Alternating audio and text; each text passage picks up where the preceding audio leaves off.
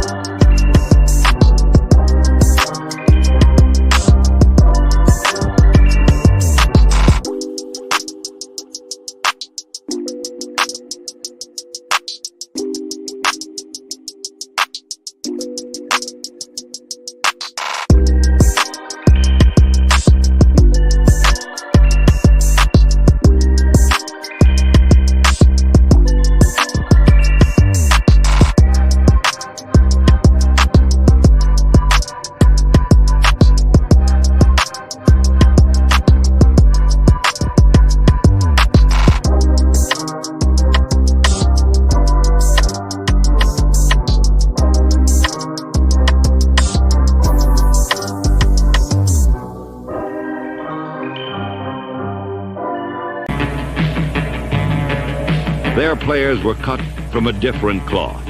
Renegades with faces only a mother could love.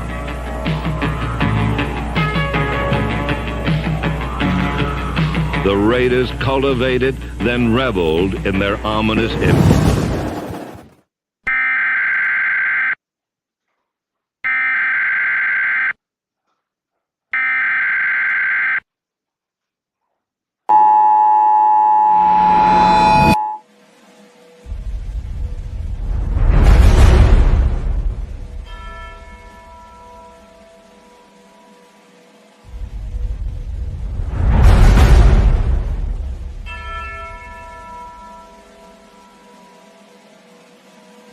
The king and his men stole the queen from her bed, bound her in her bones. The seas be ours, and by the power where we will roam.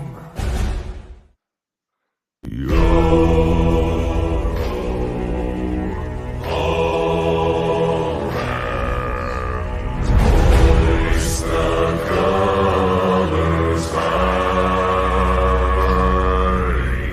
heave ho.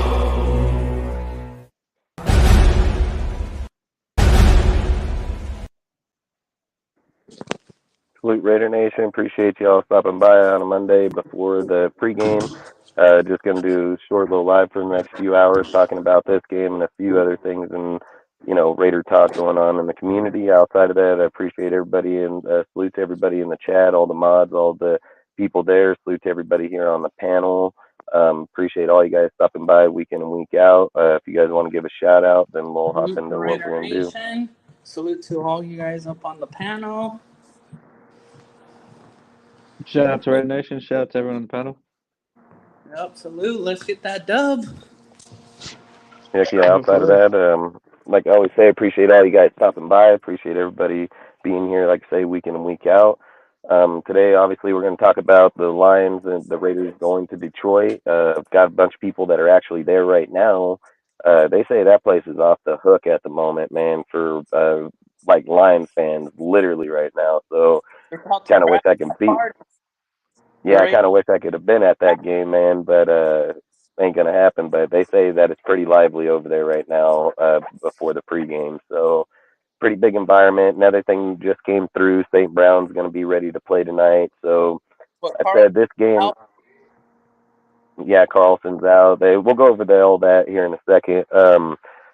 Like I said, this game's going to determine a lot just to see our team defensively, offensively. I mean, I expect us offensively to struggle. I don't care if Jimmy's in there or not. The guy's a dink. So I think we're going to struggle offensively just like we've been doing all year long. I don't think any of that's going to change. I've said this will be a game where, the people that think we have a good defense will be able to see for real. I mean, the Bears game kind of gave you a preview where our defense stood at. This game's going to probably give us a more factor point for sure. And like I've been saying for the last few weeks, that I don't feel that we were going to be buyers here. I felt like we're intended to be sellers at this point and probably be most definitely selling tomorrow if we take the L. But long story short, I'll allow you guys to start out however you guys want to start this deal against the game. We'll start with Noah. Noah, you can go first. What do you think is going to happen, or what's your take, man?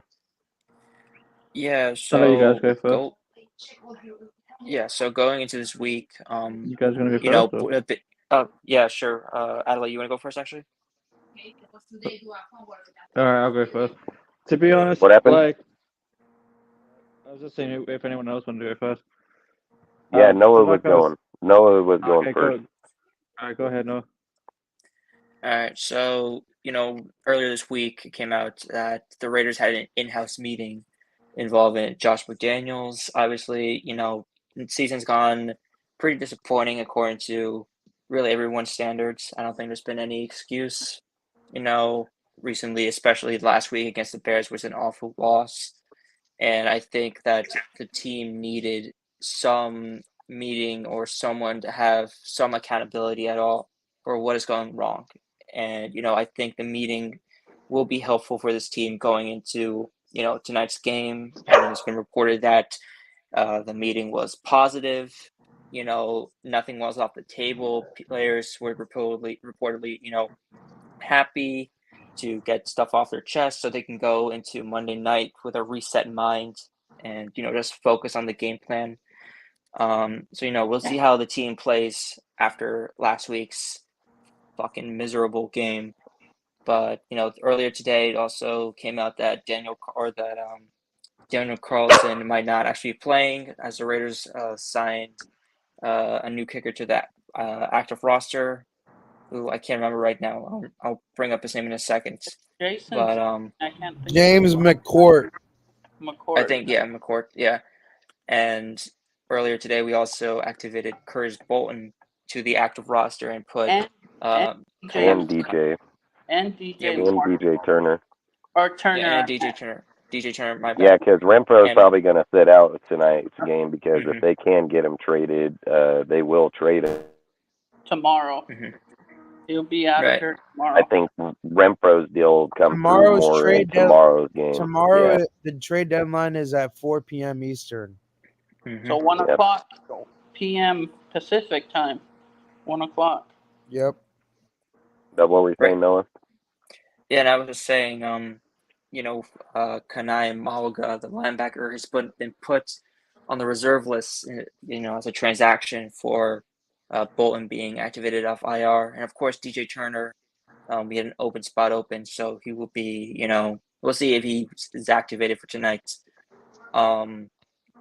Also, something else that would involve the Lions is that Amon-Ra St. Brown, their star wide receiver, has been dealing with an illness this past weekend. So he's still listed as He's questionable. activated. He's been activated. His deal come through already. He's activated. He will play tonight. Right. He's expected to play tonight, as, reported by Pelissero and as Dustin just said. So, there's lots of stuff that have, transpired over this weekend. Obviously, we're just looking for a better game plan, a better team play, just all around, maybe something that, happened Thursday will translate to how this team responds on the field today, at least on the offensive side. Because if you struggle against that Bears defense, you need to play much, much better in order to compete with the Lions, whose offense is one of the best in the league this year.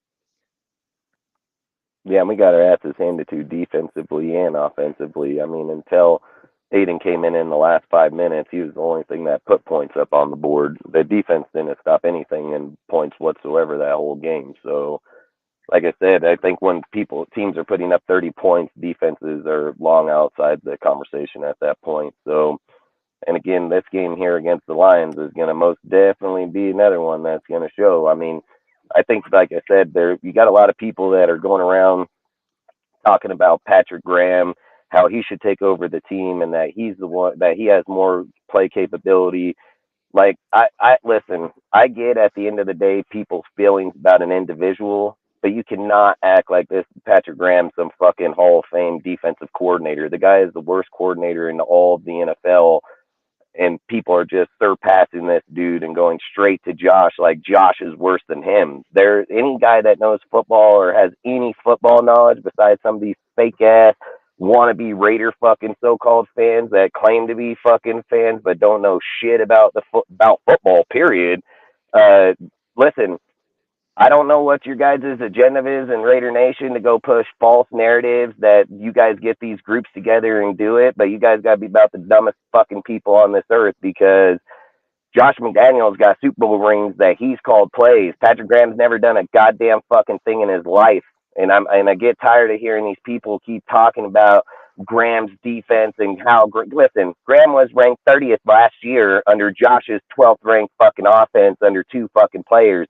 I don't know why people just totally space about what happened last year and go straight to this year and act like Graham's calling this defense, but Graham's garbage, straight fucking garbage, dude. And he's going to get his ass beat by Detroit tonight Worse than Paul Gunther. because Graham cannot play scheme.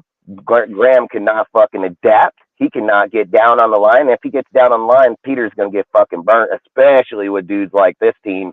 This team doesn't have big, bulky receivers. These guys got fast, little speedy motherfuckers. So dudes like them are going to get fucking obsolete real quick.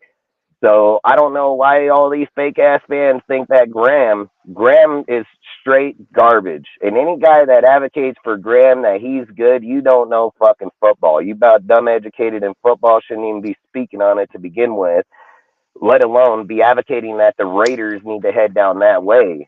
The only reason that they've even had success on the defense is because of fucking Josh McDaniels. Fucking numerous players have spoke on it. Even Patrick Graham himself has spoke on it.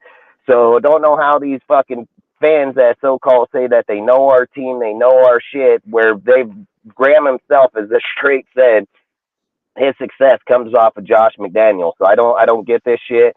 But I'm going to tell it to you guys straight up. You can go around with your little groups of people and push that narrative, but you guys are all stupid as hell. So I don't care who the fuck's in that group. I don't give a fucking what YouTubers fucking broadcasting that shit. They're dumb educated in the sport of football, and they should not be advocating for Raider Nation and who we should be putting in behind anybody at that point, because Graham is, like I said, Adam Gase of the fucking defense. This guy is so horrible.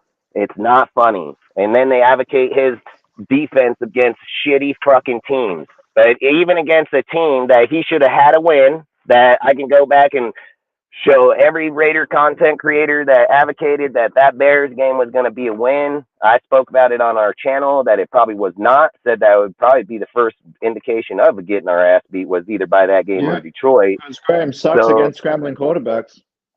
Yeah, and this guy can't even coach against a fucking D2 quarterback. That has nothing to do with Josh McDaniels. Like, Josh McDaniels doesn't have anything to do with Graham's side of the ball trying to scheme for a D2 quarterback that's only played in one fucking game, which was the game before against Minnesota. I think he only played a few quarters to even begin with, and he just schooled the living shit out of us. So that has nothing to do with Josh McDaniels. That has to do with the goddamn defensive coordinator calling the fucking plays.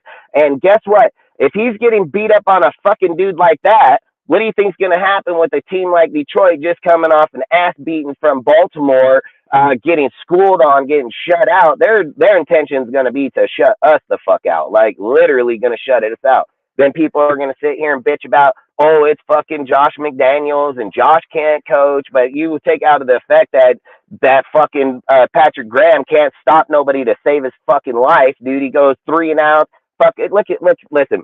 I said in the Bears game we were going to go 3 and out the whole time. So it's not a surprise to me when I sit here and advocate that the offense sucks, because Jimmy is straight fucking garbage and Hoyer is nobody. Like, Hoyer is a fucking nobody. So I don't even know why people even advocate. I said the whole time, just throw Aiden in that bitch. We're going to score fucking points. That's going to show that this is straight bullshit in the offense. It's just the quarterback that's hindering that fucking team, and we don't change it. So then it has to imply, are we tanking? What is our narrative? Like, there's got to be all kind of different type narratives that are going to be popping up, because if you have the player that can advocate the points, but you choose not to play him, there can't be a guy out here that thinks that Jimmy starting tonight gives us the best chance of win against Detroit. Jimmy hasn't even scored over fucking 7 points and 14 as a quarterback, him throwing the ball. So what the fuck make you think you're going to go against a team like Detroit that's been putting 20, 26 points per game, and we're going to be able to keep up with that? We've yet to do it on the shittiest teams in the NFL. So why all of a sudden tonight their meeting is to glorify that they suck even more? What the fuck is that meeting going to do? You've been playing football for 7 fucking weeks now. Like, you can have the meetings all you fucking want, dude. You guys are getting beat up on both sides of the ball, no matter how you want to advocate it or base it. I have yet to hear a guy come with that defensive bullshit stats at all ever since that ass beating in the Bears. Why? Because I say these are not real fans. They're not real people that are for the nation. They're not trying to want our team to win. They don't want us to be better, dude. They ain't pushing that stat right now, because just like I said about that Bills game, that Bears game going to show you that Graham is garbage. You know how many people are saying, oh, Graham's 8th ranked defense? Nope, psych, he's 22nd, bitches. And not only that, again, he's ranked 22nd off a bullshit coverage stat again. So again, when you look at the stats that matter in that in defensive categories, turnovers last, fucking fourth down efficiency last, fucking third down efficiency last, fucking we are at the bottom of the barrel in run stopping last, fucking 28, 25th, might as well be fucking last, can't even stop the water boy. And we're over here looking at one stat. That's how these fake fans do it. They look at one stat. They say, oh, that's his guy's defense is garbage as fuck. Been saying it since week fucking 1. So it doesn't matter how dudes want to twist stories or twist avocation of our team. The fact is that this Lions game is a good fucking team. They're really good offensively. And if Graham can go in and keep them to, look, 28 points ain't a fucking win for us, bro. Like, I don't give a fuck. Any guy that advocates keeping the Lions to 28 points as a win is fucking crazy, dude. Like, we giving up 20 points, it's not a win for nobody because defenses in the NFL are designed to not give up points. So if you're giving up over 21, you're not a good defense. Like, straight the fuck up, dude. Like, good defenses, if you're going to be, if you're going to be good with anybody in the game, it should be like 14, 17, maybe 20. Yeah, you start hitting 24, 28, 30. Defenses are out the window. It's an offensive game. Offenses are scoring. They're the ones moving down the field. Defenses become irrelevant at that point. You're just there to be there. And hopefully you get a stop at some point between now and the end of the fourth quarter to turn the swing the game, which it does. That's how it goes. So that's how a lot of these games are going right now in the NFL. So sit here and say, like, Graham's defense is fucking trash. Dude, our players on defense are trash. And that's the thing that bugs me the most about Raider fans. How in the fuck you not know that? Like, how are you guys okay with being good against shit teams and advocating our team is good? You know that team is garbage as fucking defense. So if you advocate that we're doing good means we have good players. We do not have good players, dude. We have a few good players and we have a lot of shit-ass players. Like, no fucking doubt. I've said on the offensive side of the ball, you can look offensively and say, like, hey, they got good fucking pieces receiver-wise, dude. You got good youth. You got good tight end that's a young player, good rookie fucking receiver. Like, you got good players over here. So you know if you got a guy that can throw the fucking ball, just like I've said, Aiden coming in that Bears game, it only took him fucking 2 possessions already go down and put up 7 fucking points. Hoyer was in the game for over fucking 4 quarters. The guy was trash as fuck, never got good at any given time, and they still played him. I said, pull him at halftime, we probably win that fucking game. We are doing that shit on purpose. We are intentionally not putting players in to win those games. I 100% feel like they advocate Jimmy's the best option. Jimmy is fucking garbage, dude. Like, Jimmy's straight garbage. Like, there's no ifs, ands, or buts about it. And outside of it, I mean, it is what it is, man. But I've said it. I've said this for weeks. I don't think we're buyers. I said even after this game, we'll probably become sellers even by tomorrow afternoon. You can probably see a guy like Josh, Devontae, dudes get thrown on this board in the next 15, 18 hours. Because if we don't win today, what is there? And this is the thing I've been advocating since Mark said this, and I said it right here on this channel. Mark said that we were buyers. What, as any person in any time since that report and him saying it out of his mouth ever indicated anything of us buying? No. Hell fucking no. Patrick Graham got an insight with the fucking Giants. We literally just traded Waller there. They literally just traded Williams to the motherfucking Seahawks for a 2nd-round pick this year and a fucking 5th-round pick in 2024 or 5, and we didn't even try? Like, that's crazy as hell. That's crazy as hell. That's how you know we ain't looking to buy motherfuckers, man. Like, that type of trade right there should have been right up our alley with most definitely with Max, and we're not even over here talking about it. So, like I said, I have yet to see any indication from Mark that proves that we are looking to buy at any given fucking time. I've said this for weeks at a time. I said this 3 weeks ago, and I said, watch, we're going to get to this game. If we win with players that we have, we will probably push for some type of trade or a player tomorrow within that 10, 15 hours. But I could strongly see us easily advocating for sell purpose. I mean, why was DJ Turner activated? He's going to probably start tonight, and that's going to be because they don't want to play Renfro just in case the trade does go off by tonight or tomorrow morning so he don't get injured. So they are most definitely trying to move him. But how come they haven't tried to move him for any defensive players or anything? They've literally given his camp the option to seek a trade them,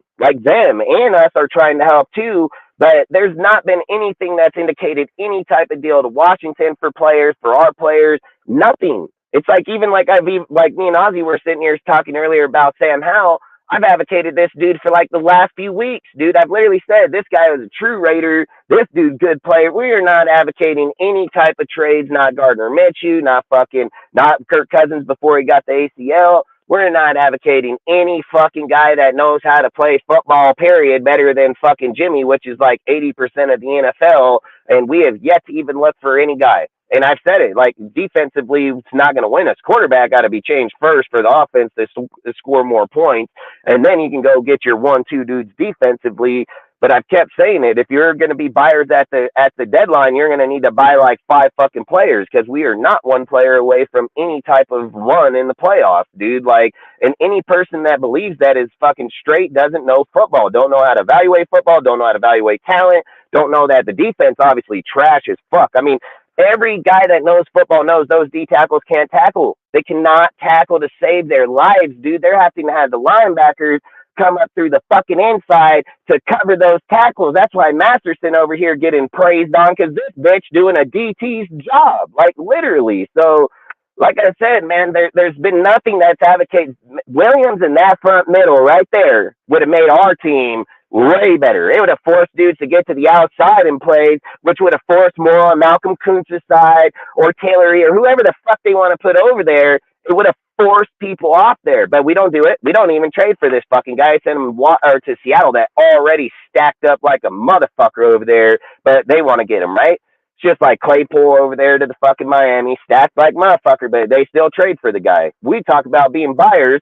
We don't have a DT that can tackle to save his fucking life. We have mediocre ass cornerbacks, dude, like barely. I mean, they're not even mediocre. Like, they are garbage.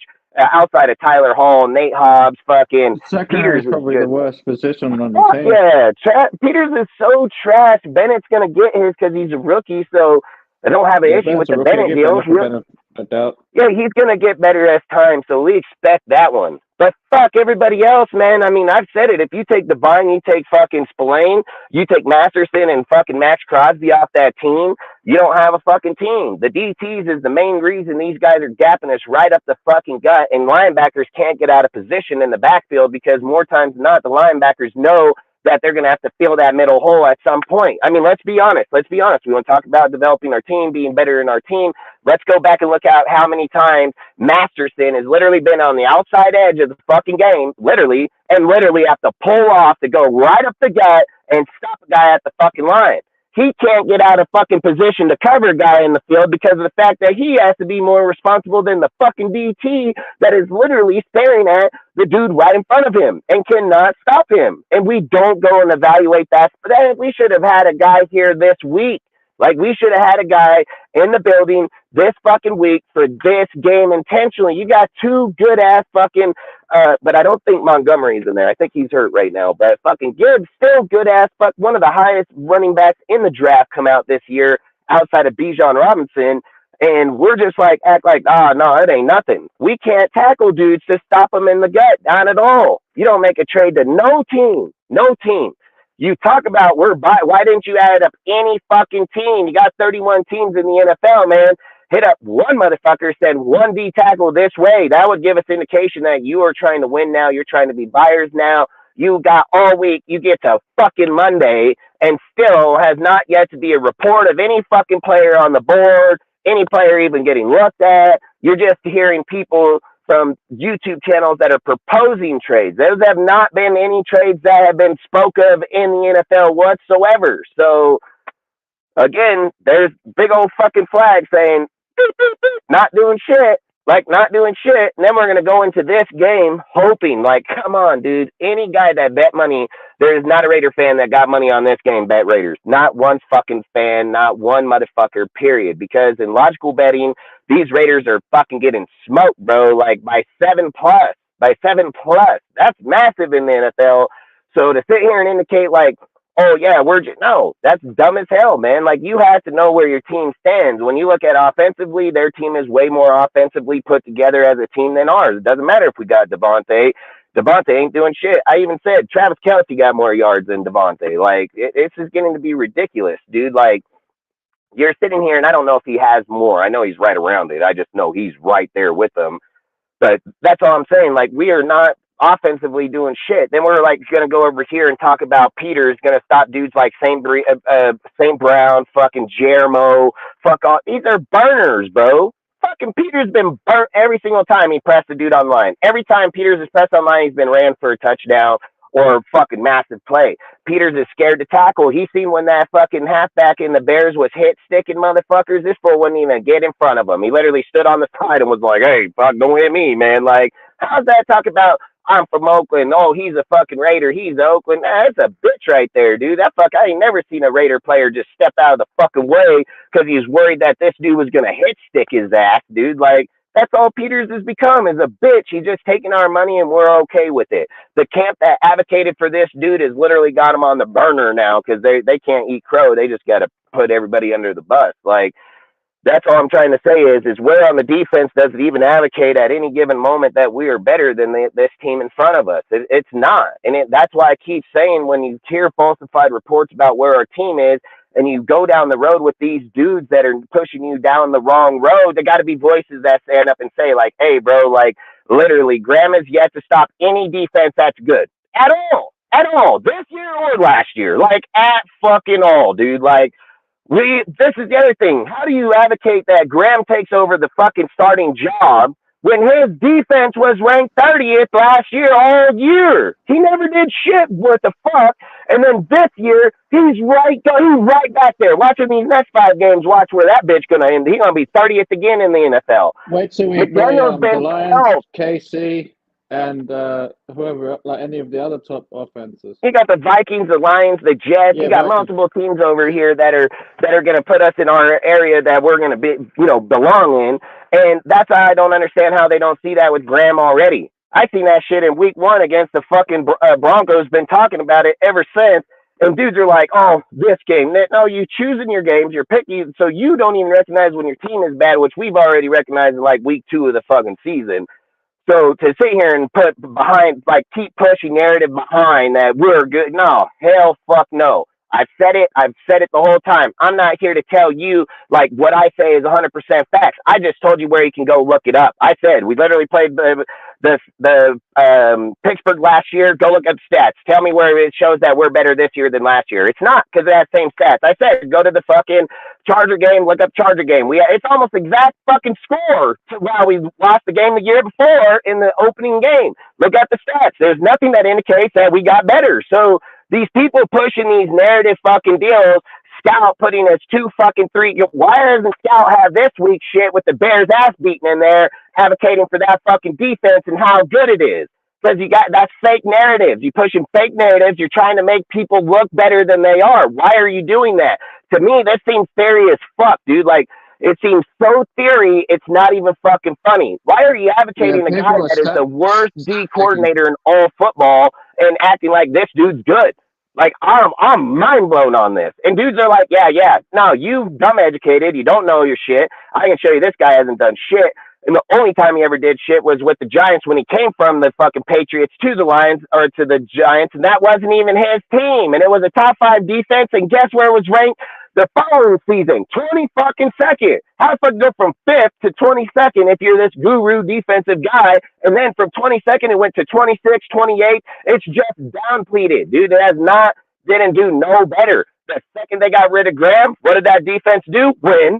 They started fucking winning games. Like, no, man, this is crazy that our fan base is advocating a dude in 2 years has done nothing. Josh has played good ball against good teams. He's had 11 double-digit scores taken away from him. Literally, he got up a double-digit. That means he got up where it's got 2 motherfucking numbers by it, not 1. He got 2 motherfucking numbers by it 11 fucking times, and the defensive coordinator gave up those games 11 fucking times.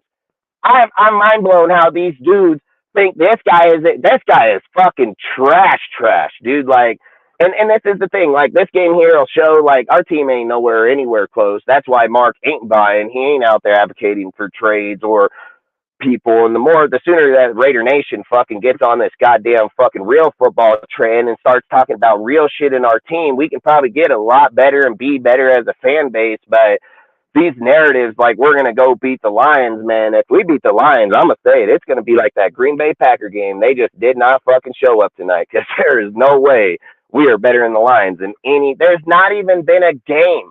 There's not been a game. And this is why I said if somehow win this game, we probably still won't have over fucking 20 some odd fucking points. Probably Josh still won't be over 100 fucking yards. That tells you their team didn't show the fuck up, man. It ain't got shit about we got better. It's just they did not play football. So if we go out here and put up 30, 35 points, our defense controls them to 14 or fucking 21, I'd say we beat their ass and yeah, we are on the up hike. But to sit here and have these games that we're having, I mean, that Bears game should have never even been nowhere close to that. And again, like I said, is there any fan that's out there tell me that I'm wrong about why wasn't Aiden put in that game by halftime? I mean, I said it the whole time. I'd have put that motherfucker in the start of the second quarter. You already knew Hoyer was overthrowing players in front, behind.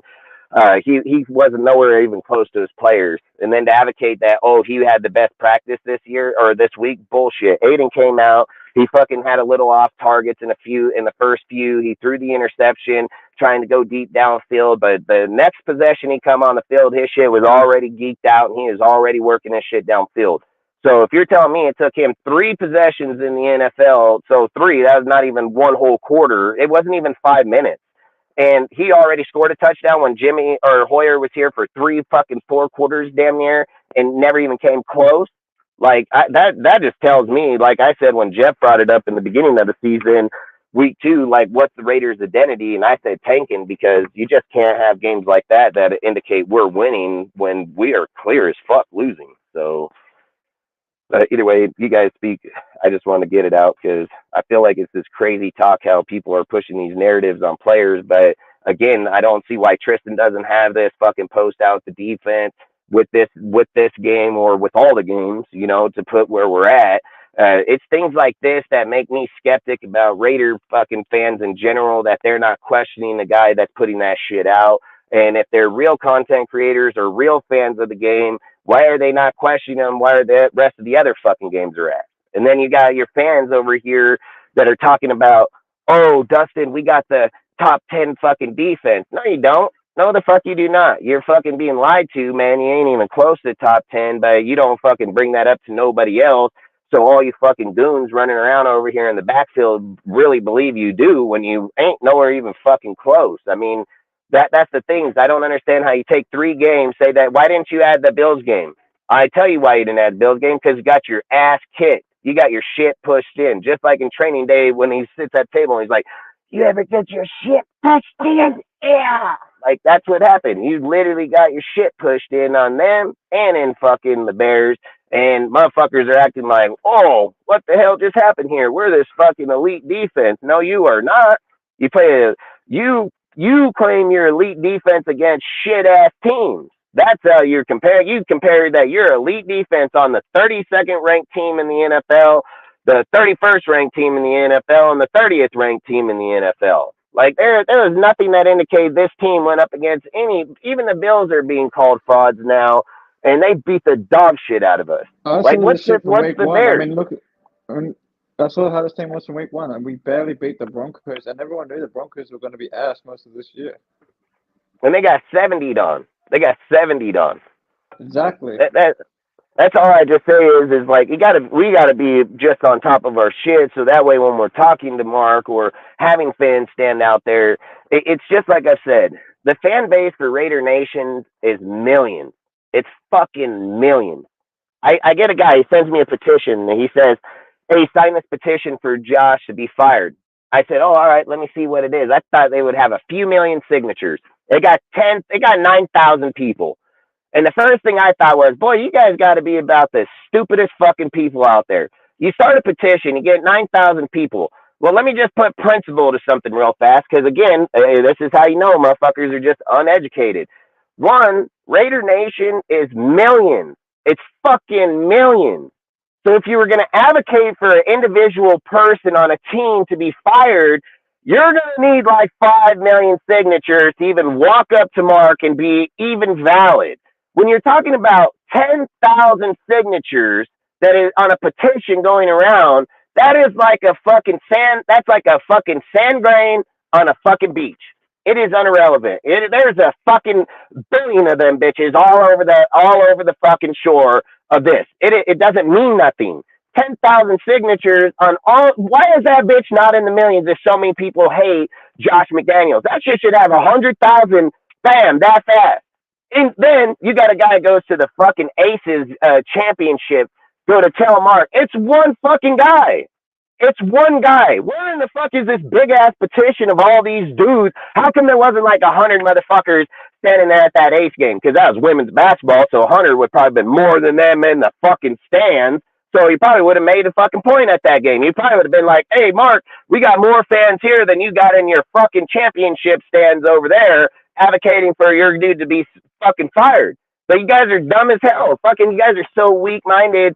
You bring one guy. Oh, look at this guy. Let's go put him on you. Yeah, you're fucking joke. You only show how pathetic you guys are advocating one individual out there to fire dudes, and then you want to put that like that's the face of Raider Nation. That is the craziest shit. That's why I'm telling you, man. Social media Raiders are fucking fake ass fucking haters, bro. They all look to hate on our fucking team massively, dude. Like, you get guys down there in San Diego, there's like 3 dudes standing there. I seen like fucking 2,000 Raider fans literally right below these fucking 3 guys right there talking to Mark. Mark did not have no fucking glass, no fucking shit. Those 2,000 fucking fans could have easily turned up and been like, fire Josh, but they don't give a fuck. They're not worried about it like these fucking 2 fucking social media warriors up here are. That's why there's only 2 of them. There's fucking 2,000 fans literally right below them, not any of them turning up telling Mark shit. It's just 2 fucking fans, and then like, again, these are fucking YouTuber fans, guaranteed. And people are going to have their patience against Josh just because of the organization. Nobody's going to argue that. But you can't sit here and say, like, oh, the Raider Nation hates them when your petition's only 9,000 fucking people. That is fucking a joke, dude. That is a joke. That's laughable as fuck. And I sit here and say, like, a lot of these guys don't know math. A lot of these guys never went to school because we are worldwide, motherfucker. There are 330 motherfucking million motherfuckers just in the U.S. alone. There's over 136 million fucking adults. There's probably, again, another 65 million men. Then you're probably sitting here. By the time we get down to just Raider fans alone, we're probably looking around 10, 15 million motherfuckers. We're talking about 9,000 people. Get the fuck, you're not even a fucking fraction of a percent. You'd have to have 100,000. You'd have to be at 100,000 to be at 1% of 10 fucking million. Like, that's how you know your numbers are so fucking weak and minimized and have no relevance to anything these people talk. If that shit was so bad, they would be out there like the Capitol with thousands of Raider fans, season ticket holders like me that are putting out $25,000 to watch. We're not even watching the motherfuckers, so we just donate the money. And we ain't out there advocating that shit because I know it ain't that motherfucker. I know if I was going to go to Allegiant Stadium and advocate for any motherfucker to be fired on a sign, it's going to be 1,000% Patrick Graham, sorry fucking ass. Like, not a fucking doubt in my mind. It would be like, hell no, Patrick gotta go. Hell no, this guy can't even coach against the fucking Pee-wee football team. Like, I ain't got an issue with Josh and his offense. He got the quarterback like Carr. His shit works, dude. Like, no doubt about it. So I'm not advocating shit in the offensive side. I know Jimmy's a fucking dink. So, hey, I'm done with that conversation. I know Jimmy is straight fucking garbage. So I'm not going to beat a stick on the ground or concrete to advocate Jimmy's garbage and, oh, this is Josh. Josh didn't even want Jimmy. It was like his 4th or 5th fucking option. They even reports came out that they even were going to sign Derek fucking Carr before fucking Jimmy. So I don't even want to hear this shit anymore that Jimmy, oh, he was handpicking by the Josh and them. No, he was like 5th on that list picking. Like, he was the 5th motherfucker on that list. You got to get somebody eventually when there's nobody to get. So I hate how people just keep saying that. They say Josh's offense. Guess what? Carr scored 27.2 points all the way to the Saints game, and then the rest of the season he averaged 23.2 points, and he only got 2 to 3 quarters of play through the game. And not only that, fucking he had 11 fucking double-digit fucking leads, and they were taken away. So fuck that. I ain't stupid. I know I'm not fucking dumb, dude. I know I did not go to school all those fucking years to learn all the shit I learned, to look at that and say, I'm fucking dumb. No, hell fuck no. I said it. walk into any multi-billion-dollar company, put an offensive graph on the board, put a defensive graph on the board, and put special team graph on the board, and then show that this is the production of the offense for the last 2 years, this is the production of the defense in the last 2 years, and this is the production in the fucking special teams, and I will bet $10 million that the defense is the only one that's been struggling not just these last 2 years, but for like the last 20 fucking years. So there's no way smart businessmen would advocate to sell the offense over the defense. You'd be smoking meth, bro. Like, you'd be on OP Live, like literally getting handcuffed, put in the backseat of a fucking car, because that's where crackheads go, like literally. To indicate the offense's production compared to the defense production, well, it's not even fucking close. And you don't got to take my word. You don't got to say, oh, Dustin thinks he knows it all. Just go look up the defensive stat and then look up the offensive stat. It will tell you yourself. Like, you don't got to take my fucking word. I don't work for the NFL. The NFL wrote that shit. They're the ones that write that. I didn't hit them up and tell them, hey, write that shit about Graham. Those motherfuckers over there wrote the shit about Graham because that's his true stats. And for any fucking fan to literally just bypass the defense like they're goddamn gold fucking jacket wearing fucking players there and strictly just go to the only guy that is probably going to be wearing a gold jacket over there and act like he's it's just fucking nuts. It's just nuts, man. I've said, you get rid of that defensive coordinator, will be like Paul Gunther and Gus Bradley, dude. Like, it's going to be, our team will automatically step up, because that's exactly what happened in Gruden. Gruden was having the same fucking problem. They were all yelling to fire Gruden. Gruden got to go. They were all advocating it. They get rid of fucking Paul Gunther, brought in Gus Bradley, and everybody was like, oh, Gus Bradley comes from the original boom, blah, blah. But guess what? He ain't the creator, bitch. It's Dan Quinn that is. So, again, this guy just rode the coattail, bitches. His dual high safety had to be the worst garbage ever in NFL, period. So, like I said, man, I don't know how Raider fans call themselves Raider fans and just bypass every major fucking thing that's happened here in the last few years. The reason I talk about it as avidly as I do, or how come it's in my mind, because I'm a real fucking fan. I don't cut any corners when it comes to the fucking team or the players. So when I go down that road, I shouldn't say, hey, this bitch, and this bitch, we're all just the same as that. Look, I said it. Paul Gunther looked like a fucking genius compared to motherfucking dipshit fucking Patrick Graham. Like, he looks like a superstar, dude. Like, and again, watch tonight. This fucking team will go put 30 up on us. We'll probably get 14 points. And then we're going to be like, it's Josh's fault. Like, I'm tired of that shit, dude. The defense got to stop the fucking offense from scoring. That's why they're the defense. That's why they get paid that money. That's why they get paid all that fucking money. Max should have had 6 sacks against those fucking Bears. He got 1. Fucking what? We only had one other guy? Was there only 1 or 2 other guys that got a sack in that game? We should have destroyed that fucking team with that dude in the background. And nope, don't even do it. So again, defense ain't good, man. It's fucking garbage as hell. So at the end of the day, I've always said I just want to talk truthful about the team. I just want to point out fucking areas that people need to pay the fuck attention to. Can't walk away from this game fucking, even if we put up fucking, we're 17 fucking points, which would be just, I mean, that would just be all hell. Everything's working.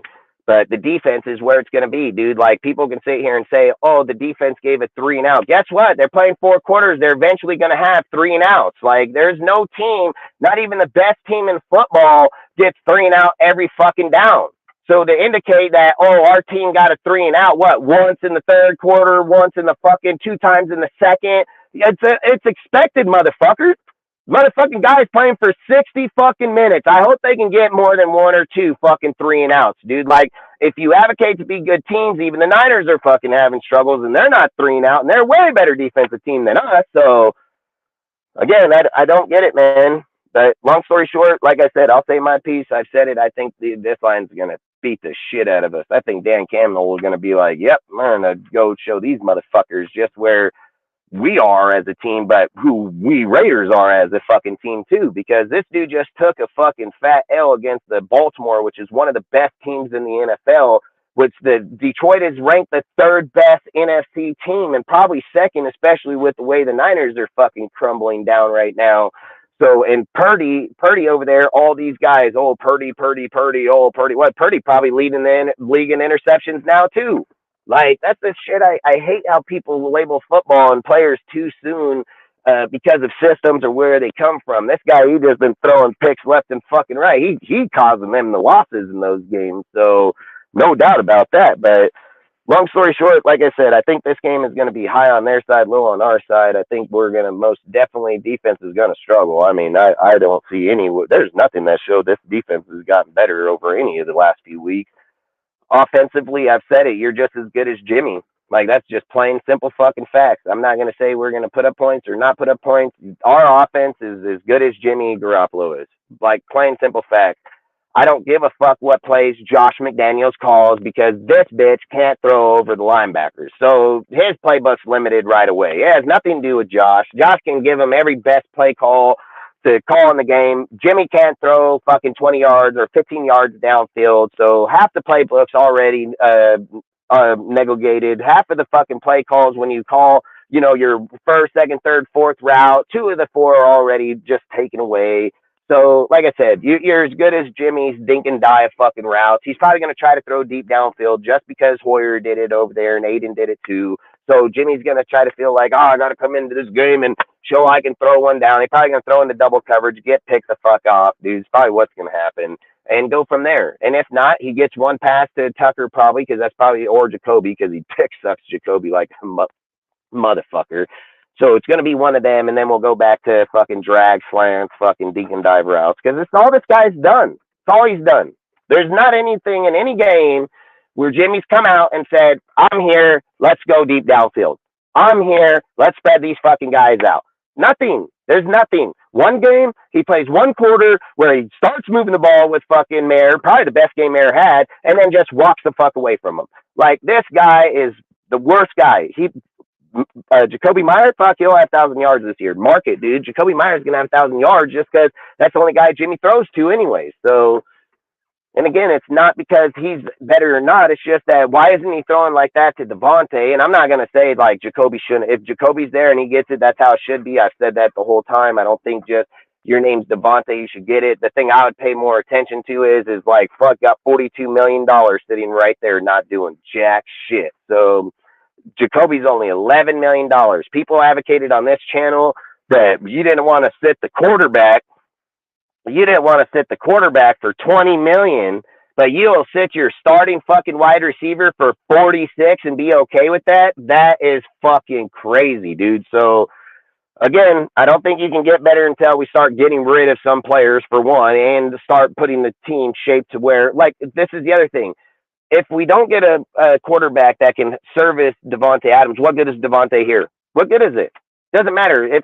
Listen, you can go and say Devontae's the best receiver. Devontae can do this. Devontae can give you fucking 10 plus touchdowns. Devontae can give you 1,000 plus yards. Well, guess what? He's not giving us that. He's not giving us 1,000 yards. He's not giving us 10 plus touchdowns. He's not even giving us 50 yards a game. And we're giving him $42 fucking million to sit over here and bitch about getting the ball. And then when we gave it to him, he fucking dropped the touchdown inside the red zone, literally just wide the fuck open.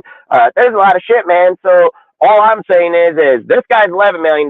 He's already almost to 1,000 yards already. And this guy's $42 fucking million. And we are struggling hardcore because, one, we don't have a fucking quarterback. Like I said, we do have it. I think Aiden 100% is the guy.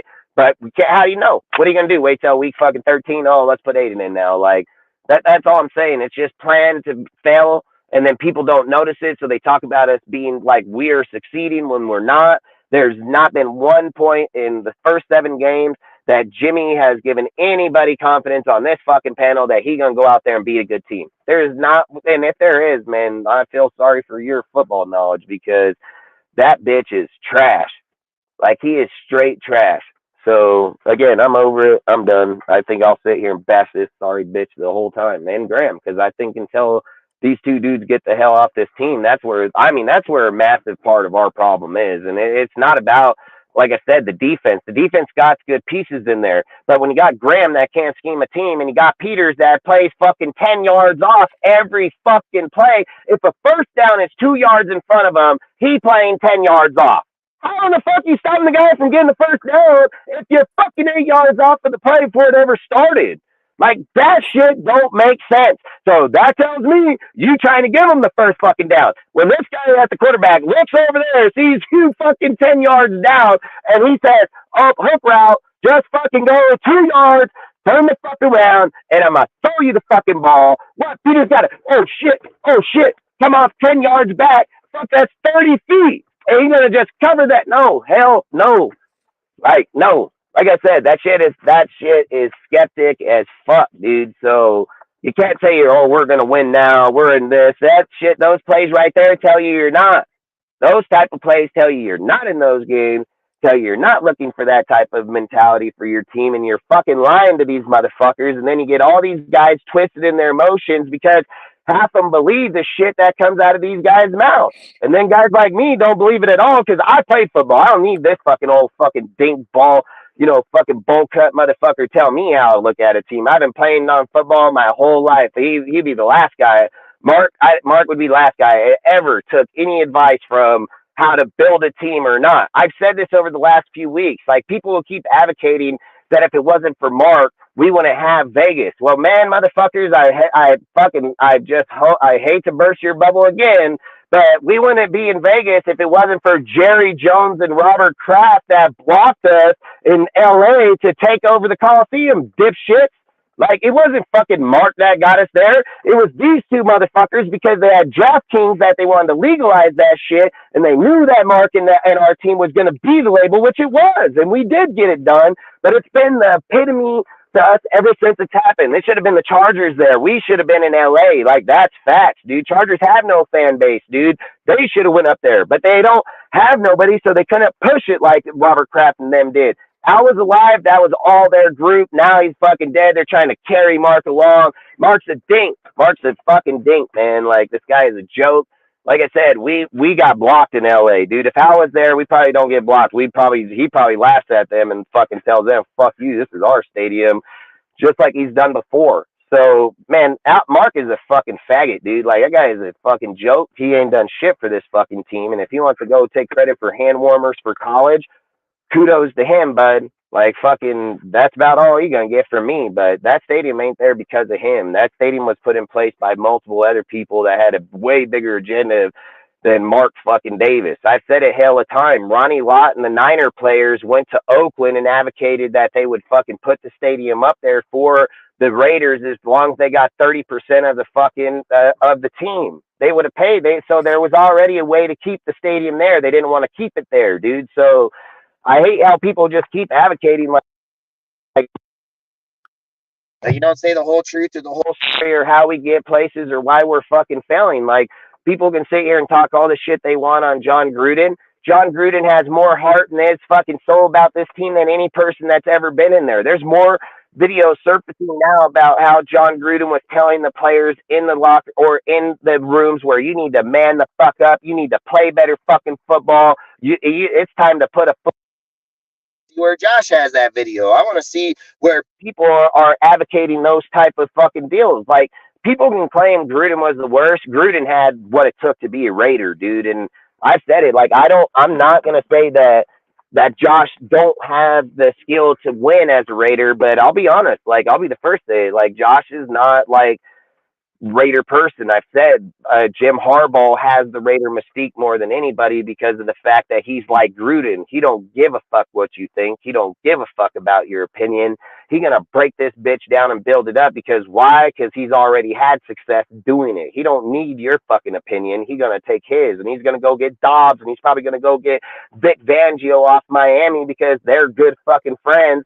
So he probably going to leave Miami, come to this fucking team and make us fucking better, dude. Like, their organization, his people in the organization are proven winners, dude. Like, in ours, they have been proven winners off of the Patriot system, but nowhere else. So that's always going to be a falter in them where they can look at Jim and say he's done it in Michigan, he's done the Niners, he could do it here. Like, they know he's like his brother. Like, they are offensive and defensive minds, man. Like, these guys are good, really, really good people. So, like I said, until Josh, and look, Josh ain't that. He's not Gruden, man. Like, and I don't think you have to be Gruden, but I've said this about Rich Bisaccia. You can be You can like a guy because he's nice to you.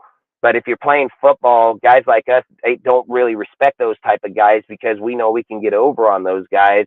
And it's a perfect example about Damon Arnett, fucking Henry Ruggs, and multiple other people that literally fell off the fucking edge of the face of the earth the minute that Gruden was taken out of the fucking scenario. So if the players respected Rich Bisaccia like a head coach, because that's what you're asking him to be, is a head fucking coach, they would have respected him the same way they respected Gruden, but they didn't. They didn't. Everybody knew it Hey, hey, 100%. Dustin. So yeah, Dustin, guess who our backup quarterbacks tonight? Aiden. Yep. Hoyer's inactive. Yeah, but I think it's kind of garbage when you start doing that type of shit because now you're leaning towards if Jimmy's getting his ass I'll beat give or you the Jimmy gets thrown inactive list down. real quick. Are you ready for it? Yeah, So, it's Divine Diablo, Brian Hoyer, our kicker. So the Carlson is playing. Carlson Daniel is is going to playing, play. and then Tyler Hall's out. Wilkerson, Byron Young, and Nesta J. Severa. They're all out. Yeah, and Tyler Hall, and see, this is things that are skeptic as hell. Tyler Hall been playing some of the best football on the team. Why do you inactivate that fucking guy He even if has an Nate Hobbs injury. comes back? He has an Like, injury going on. who, Tyler Hall does? Yeah, Tyler Hall got hurt 2 games ago. All right, well, then that's all right then, because I think if you're going to deactivate him because Nate Hobbs just came back, that's dumb as hell. Yeah, And it's man. just like I've said, like I'm at the point, put David Long in at the starting fucking corner over Yeah. fucking Peters. Like fucking why the hell is Peters still in the starting corner position to begin with? Yeah, why Like the fuck is he still playing 8 yards off the fucking line? Does gotta not ask make Graham no that, you fucking know. I mean, sense. but they'll probably tell you all to ask fucking Josh. They'll probably tell you go ask Josh. Josh should know. Nah, that's Patrick Graham's fucking dumb fucking fault. Fuck Patrick Graham. Yeah, I don't know. If you guys want to talk about it, man, fill in. You know me, guys. I'm gonna just keep bashing this Nah, fucking bro. bit. But So, but I'm about to jam out in a bit though because I gotta go to the next town over. all right, heck yeah, Okay, I gotta get shit ready for tomorrow's Halloween party. But heck you know yeah, I'm fucking always around, bro. hell yeah, fucking. Well, see Hey, you you around still there. need me to set up the laptop or what? Yeah, we're fucking Ray. I was gonna ask Ray, but Ray bounced out. But I can call and ask him real quick so I can see. But yeah, I would set it up and have it so if it doesn't, we have it there. All I right. can put it on mine. It just don't have no volume. I have to go on my computer, switch over my phone settings. But I don't have time right now. You see where I'm at Yeah, now, bro. here in a All right. fucking field, just sitting here doing the live as we speak. So I mean, All right, bro. Just I'll talk to you after the game. all right. All right, bye.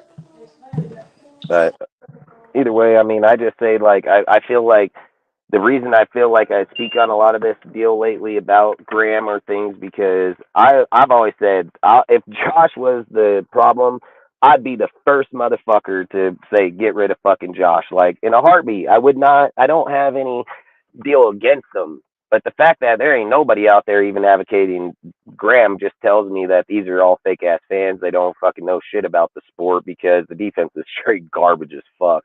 And I don't care if you're taking the worst teams in the whole NFL and you as a fan can't see that and analyze that. You shouldn't be analyzing football anyways, because when they sit back and talk about it and say, oh man, in those 3 game span that you were ranked as a fucking fifth or eighth or fucking whatever, you know what I would have said if I was on that panel? Well, you're not playing any of them in the playoffs, so why are you even worrying about it? It's exactly what I said. That conversation had been over in 2 seconds on ESPN or Good Morning Football or any fucking platform. I'd have fucking put that shit to rest in fucking matter of seconds that it came to me. And then we got fucking fans out here that are going around and passing it around to people. Like that's crazy as hell. That's crazy as hell that people are like that. Nah, hell no, C-Dub. We don't fucking fuck around with fake fans here. Not at all. And that's why I love what we do because we have real people. We have real knowledge in the sport of fans that are intelligent in there. That's what I love about DSR or our platform is we have educated people. feel like to people that are not part of our deal or watch our shit, there are a lot of fake motherfuckers, and more people need to be put on it. And other YouTubers, fucking chats, and places, they see them, they need to be fucking labeled, dude, and then they need to be called out. And I don't care if they're friends of people or not. Those guys need to say, hey, you pick your fucking friend that's labeling you of what your content is. I mean, it can't sit here and say that this guy's disinformation's okay because he's friends of a YouTuber. Nah, fuck that shit. Fuck that. I tell him, hey, it's just like the Sean Johnson shit, man. People take Sean Johnson's post that comes from Twitter. He all that guy does is just go pick other people's shit up and then goes to a YouTuber that don't want to do the work and gives it to them. And then they're like, oh, thank you, Sean, for giving me the fucking stat.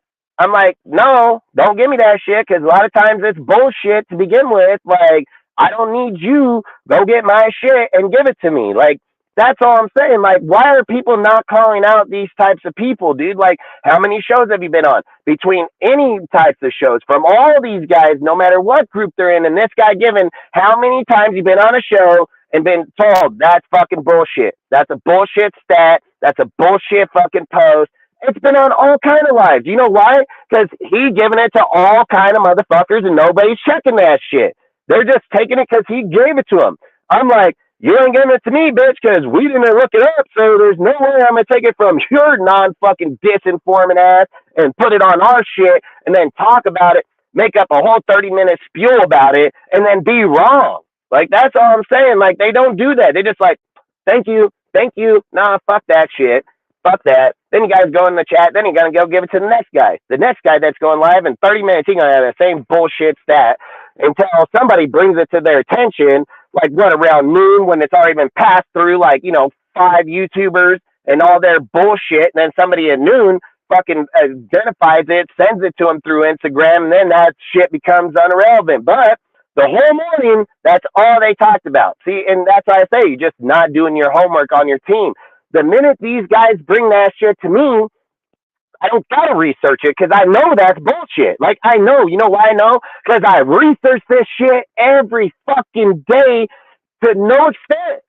So all I'm saying is if you are for the nation and you are for the Raiders being a better team or a better organization or a better community, why are motherfuckers not pointing those fucking guys out? How come when they're in a chat and they see this dude over here talking his dumb bullshit that has zero effect to anything to do with the team, not anything constructive, not making it better. All they do is talk about how worse it is or talk about how other YouTubers do their shows, and all they do is bring negativity, and people look at them like that's funny. That's you looking at your community, motherfuckers. You are accepting that guy in your community. Most communities wouldn't accept that, tolerate that shit in their communities because they want to be better. So a guy like this would be a fucking clown in their shit, so they don't want fucking clowns because we're not in fucking 3rd grade no more. We're adults. We're fucking grown-ups. We're trying to make our shit better. I'm not here to listen to this guy so I can laugh. If I want to watch somebody laugh, I'll open up fucking YouTube and put in pranks and laugh off some dude's shit because he's going in town doing some funny shit. But some dude in a fucking chat talking on me or any other motherfucking guy putting out because we know our shit and are acting like we don't, so he can go in these fucking bullshit ass chats and talk that shit, you're just failing yourselves. You're failing your community, you fail yourselves. I said it, that shit will not be tolerated here, will not happen here, and that's why we will always be talking factual truth. There will be some things that people don't, that's just the panel, that's the way it's supposed to be. We're not all going to agree on everything the same way. That's not ever going to happen. It's not expected to happen here, nor has anybody ever been told that's on this panel that you have to agree with somebody, or hey, you're going to come on the show today, you need to agree. Fuck no. I tell them all, fucking bring your best shit, bro. Like, bring your best shit. Like, nothing here is scripted, no fans in this bitch. I tell them even in the chat, you want to be fake, I'll leave you there. You talk your shit, everybody will see you and they know you're just a dipshit. Like, that's the things, man. These guys and others, they're not for the communities. They're just for clicks, they're for subscribes, and they're for your money, dude. Like, that has nothing to do with being a better team, being a better community, being a better environment for our community. That is just the trollest motherfucking one in all of football.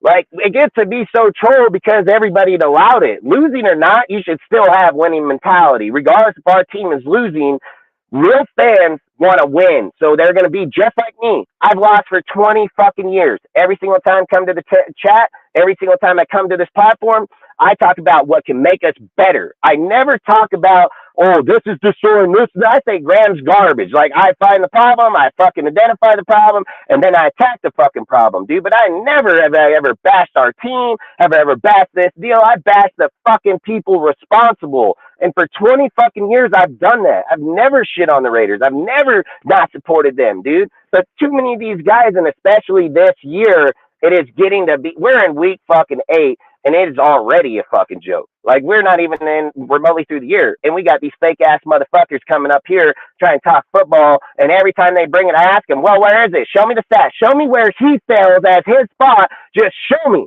And if you can bring that stat line or bring that argument to the conversation, I'll listen to that shit all day long. But if all you keep doing is saying his fucking name, but never mention Graham, I know you got a fucking problem. I know that your problem was with an individual. It has nothing to do with any type of stat category, making the team better. It is a biased fucking opinion, dude. And then every single time, 99% of the time, these are the two fucking things you'll hear about Josh. He comes from Patriots and what he did in the Broncos. Fucking the stupidest shit. Again, you can tell.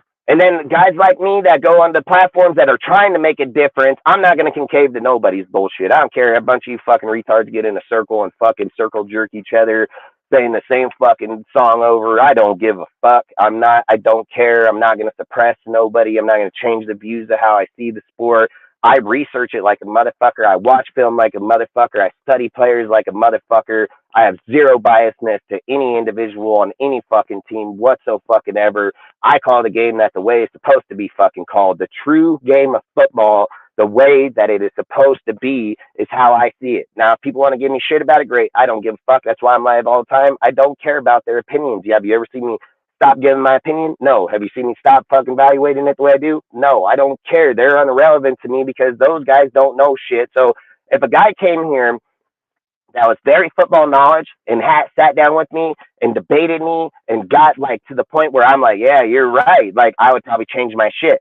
But if we're talking about 85% of these so-called fake ass Raider fans going to come up over, I give them the platform. I give them everywhere. They're the ones that debunk themselves. They do it to themselves. I just ask questions. They fall down a never ending tunnel. Like, that's how those guys are. And again, I've said it, like, I sit on this bitch 3 times a week, man, sometimes 4 for hours and hours and hours and hours. And our shit, look at Instagram's over 4,100 people. Our YouTube over this week picked up over 20 people. I think we're at like fucking 290. Our shit grows because people know our shit ain't bullshit. And if you weren't growing a platform, we would be stagnant like a lot of these other motherfuckers that been here for 2, 3, 4 years and they ain't even over 200 fucking subs. And you know why they're not over 200 subs? Because they run into this wall of bullshit that they're either part of some fucking group that's outcasted them, so they're no longer sending their people that way, and then their information runs stagnant against the wall eventually because they can't debate it or show other people. Ours, it keeps growing because every single day people are like, nah, that's it, and then they get proven wrong or we get proven wrong. It's an ongoing battle back and forth. That's what makes people grow. It's not just one side's more dominant than the other. It's growing as a nation, growing together. That's why you call it a community. These guys are faking their communities. We're trying to be as real as we can. Our shit is just empiring fast as fuck. I said, go look at that Instagram. You think I'm full of shit? That bitch growing members faster than I can even record the bitches. I literally just give up on it because you can't, it just goes fast, man. And again, I watch dudes as platforms. That's something I do. I study people like a motherfucker. I've gone around to multiple people that have been here way longer than I have. And their communities, how come their communities are so strong on Instagram, but their social media pages are so weak? Tells me they probably bought those motherfuckers, because usually it's the opposite way around. It's Instagram that makes the travel over there because that's where you're gravitated. Where did you gravitate all those people if you didn't have a social media platform to get them? Did you just click live on YouTube and no, that's not how it works out here, dude. That's not how this YouTube shit works like that. So when I look at platforms that are way substantially over in YouTube side but have no social media page whatsoever, it tells me you either bought your shit or you got them off of a YouTuber that was promoting your fucking channel, because that's really the only ways you can do it. So if your content and your channel and Instagram isn't gravitating the content that's on your fucking channel and YouTube, must mean there's a massive flip in there. The problem is we went to Instagram for for our YouTubers, and our shit is massively growing from the content that we put on our channel to the shit we put on our page to the shit we do in our Discord. All of it is damn near mirroring each other. I mean, damn near perfect. And I've always said, if you look at your shit and you can look at a third of it and a third of your followers or your people are following, you're doing good. Like, you're doing really good. Ours is well over a third. So like I've said, regardless of how people get in their feeling or feel about the way we talk on this show or how we talk about certain things, listen, you guys belong to a community that has been brainwashing the fuck out of people. They're pushing narratives that are just bullshit. I've said it. They're like cults. They're like straight fucking cults. Because you get all these dudes running around out here fucking saying the same shit. And I'm like, boy, that conversation could be debunked in a matter of 2 seconds. So all I'm trying to say is that if we are playing these guys out and they're not affecting us, why aren't other people doing it? And I get it. People are afraid like, oh, they can go back. They can't do it. They haven't been in our shit and done it. And I call them all out on this shit every day. Fuck all them bitches. I say it every fucking time we're live, dude. Like, and I say it to all those dudes. So that's just a bullshit. That's a bullshit narrative that you let other people control your shit. Here at DSR, we don't let nobody control our shit, man. We all got our own opinions. We all got our own voices. And if they don't want to be heard, they don't got to tune in. Like, nobody's going to come and tell us that. And again, I keep saying, if they were right about their information, why are they not backing it up with stats? Everything we do here, we back with stats, our shit, anything we bring to the table. So, I don't know. I hate ranting on, but I've been thinking about it over the whole week, dude. It's like I hear so much shit about our team and where we're at and how we're sitting. And then when I'm sitting here at night with my real fucking friends or people that are really in football, we're not having those same conversations. So I don't understand why these guys are having this type of conversation when we over here are having a whole different ballgame conversation. And then it tells me, like I've always said, you don't have to be. I've always said I don't mean fake because they don't know about football. When I label fake is it's a fan that should stay his ass in the seats, but he's trying to hop in the ring. He's a fan that don't have no information about making us better or making us anything outside of the shit he heard from some other guy talking his bullshit, and all he wants to do is repeat it. That's why I say fake fans and things. I've always said if somebody reads a post in my shit or comes to our page and sees that it says, we don't want fake fans, and you take offense to it and message me and say, I'm not a fake fan, then you're probably a fake fucking fan. Because I have never gone to a page that have read those words and imply that they meant that to me. Nor have I ever messaged the guy to let him know that I'm not fake. Like, them motherfuckers know I walk in that bitch. It's just like that song I put on for Game Day Too Short. I don't gotta rep fucking Raider shit because I'm in black every day, motherfucker. Like, they know damn well where the fuck I come from. So I don't need to iterate it to them. They know I don't need to, and that's all I keep saying. These guys that keep putting in their posts and their comment in the section they're labeling themselves. That's making my job a lot easier because I can weed those guys out a lot easier. Because if you took offense to that, you are not a Raider fan, dude. Where I come from, motherfuckers like that call out bitches like these all the fucking time and have no problem to stand there and say it to their face. Because I come from the streets, I'll say it right to their face and then box their fucking ears in, win or lose. I don't care because that's how I was raised. That's how I've always been raised. And we fight for the shit we believe in. And these fucking guys, they don't. They just shit on it, piss on it, turn around, go get 5 other fucking guys, put them by their side, have them repeat it and act like I'm a coward down to them. I'm going to be like, hell no, I'm going to be fighting 5 of you motherfuckers now, not just 1. Now I'm going to be 5. So I don't care. Like, where we come from, we don't cower down. We don't change how we feel. We don't let another guy, because they have bigger groups or they have these silent people behind that think they can't control guys like me. Because I've always said this. I salute Pyro, appreciate you, bro. I've always said this.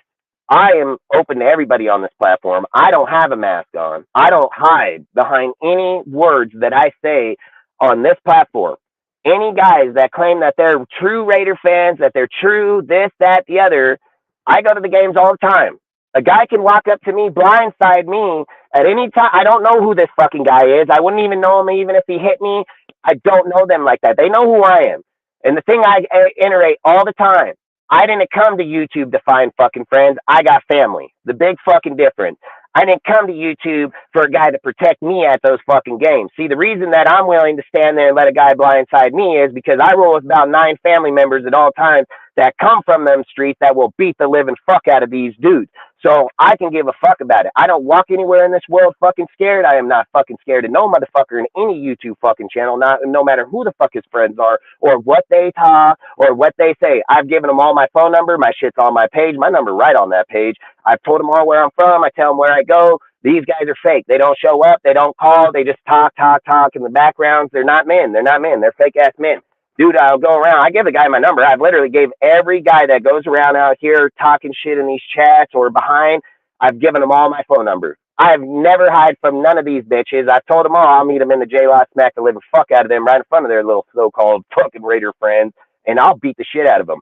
Like that, I don't sit here and say about me going somewhere and doing it. The difference is these guys talk, but they don't ever pop up. They don't ever call. They don't ever say shit. They give out false information on our team. They go in chats to fucking talk about, oh, I don't have this, so I can't. Why ain't you talking about the team? I thought that's why we're here. We're here to talk about the team. We're here to make the team better. I could have swore to fucking God, you literally told me that you were a diehard Raider, so why in the fuck you talking about Juan over here, or Jim, or Paul, or Eric, or whoever the fuck that guy may be? I didn't go to Days of Our Lives Raider content. I went to Raider content that speaks about the fucking Raider team. I don't care about your fetish with some other fucking guy. I don't give a fuck how you dick ride other YouTubers because you have no fucking life. I don't give a fuck about that. Motherfucking real men didn't come on this fake ass shit to dick ride other grown ass men and then act like I'm gonna have my standards to how they run their shit. This is how I trump a guy. I don't care. He got 1,000 guys in his shit. I will trump that guy instantly because I'll tell him straight up, I may only have 290, but we sure in the fuck don't have no dink assholes like that in our shit trying to talk about our fucking team. Like, why would I come to your page? Why would I come and listen to your information? If you allow this guy in the chat to give away information that you don't say that's disclaimer as it's false or that he's this, like his shit ain't real, you just as bad as him. Because me, I'll stop this whole fucking show. Everybody fucking knows that I've done it for fucking multiple years. And we will most definitely get to the fucking fact of someone's biased ass bullshit. No matter if it's a comment in the comment section or if it's a comment on our actual panel. I've done it for years. That's why I keep saying, why are other people not holding people accountable? Because, oh, this guy's a YouTube. I don't give a fucking what your YouTube name is or who you are. You want to talk Raiders talk? Let's talk Raiders talk. If you come with bullshit, call me. I'll call you. Let's go down the platform. But if we're sitting here saying that this guy's responsible, but this dude is straight dink, and not one name been brought up, you're discredited off my shit instantly. I don't even talk football with those motherfuckers. I don't even want to hear what they say because there's a reason that they're blocking that shit out like it don't exist. I don't block nothing out. I accept all parts of the fucking game. So I don't know, man. We got to get past this shit. I feel like Raider content's getting to be a fucking joke. I go in some of these guys' chat. I don't even talk because I just want to listen and watch these dipshits run around in their shit, looking like fucking clowns. And then I look at the guy on the panel and I then say, this is a reflection of you, motherfucker. You know why motherfuckers don't like it over here? Because they can't come over here and get away with shit. That's why they don't like me, because they feel like I'm their fucking dad, which is fine. I don't give a fuck. You feel like I'm your dad? Hey, maybe you should get some respect, bitch. How about that? Because not everybody's a little fucking punk kid in this world. You're a grown-ass man acting like a fucking punk-ass kid coming over to a grown-ass man asking me to respect you. No, not going to happen. See, I didn't go to a little kid's shit and ask for them to respect me. If they come to my shit, you better come as a fucking man or don't come here at all. Like plain simple fucking fact. I don't give a fuck where you belong, where you come from. You act like a kid, you don't fucking belong here. And I don't care. I don't care. And the more that we get rid of these sorry ass motherfuckers, why don't they allow them to go make up their own YouTube channels and give out their shit? You know why they don't go live? You know why those guys go to YouTubers that have big channels and then say, hey man, I want to make a YouTube channel. And then they're like, hey, but you'll back me, so let me go over there and do it. But they don't go live when we're not live. They don't put up their own content. They don't put up their own shit. You know why? Because they can't come up with it. So why in the fuck would I listen to him about talking about our team? Like, that's the point. You guys don't do that. A guy, he says, hey, I'm going to build a content because I want to be a content creator. He has one fucking video, got 100 fucking subscribers because dudes took him from his channel but never gave shit to nobody. But then he's going to go in a chat, talk his information to motherfuckers like he's some content. He ain't doing shit. We're here every day. We're here every fucking day, no matter what opinion somebody says, no matter how they talk about us or not. I'm right here telling them all, fuck you every fucking day. and we still grow at way faster than a lot of these motherfuckers out here by miles. We're smoking them, dude. Like, if we're in the tortoise race, we're about to whoop their ass, like literally. And how is that when it comes from a channel that had nobody or nothing? Oh, we talk about Josh and we talk about them. I thought you guys would not subscribe. I thought you wouldn't be part of that. I thought that channel would never grow. Fuck, it seems like we're going faster than the motherfuckers that are all about that Fire Josh shit. Like I said, Chad Sports is a cult, bro. This fucking guy don't bring no valid information. He just says, we got 150,000 people here. If I put out fuck Josh McDaniels with no validation behind it, we're just going to iterate it over and over and over. And then what's his fan base hit? Real kids, because he said, oh, I need to get my GFI game up. That's kid shit, bro. I don't even pay attention to that shit. I read that comment and laughed and said, that's how you attack your fan base. You're hitting these little kids that are uneducated to begin with. Like, you're not hitting fucking regular Raider fucking fans. Then another thing that it's like every time he says it, it's like taking a knife and just stick it in my fucking heart and just rip it down. And he said, Chad Sports is like an Oakland tailgate. Well, hold on here, bud. You've been to one.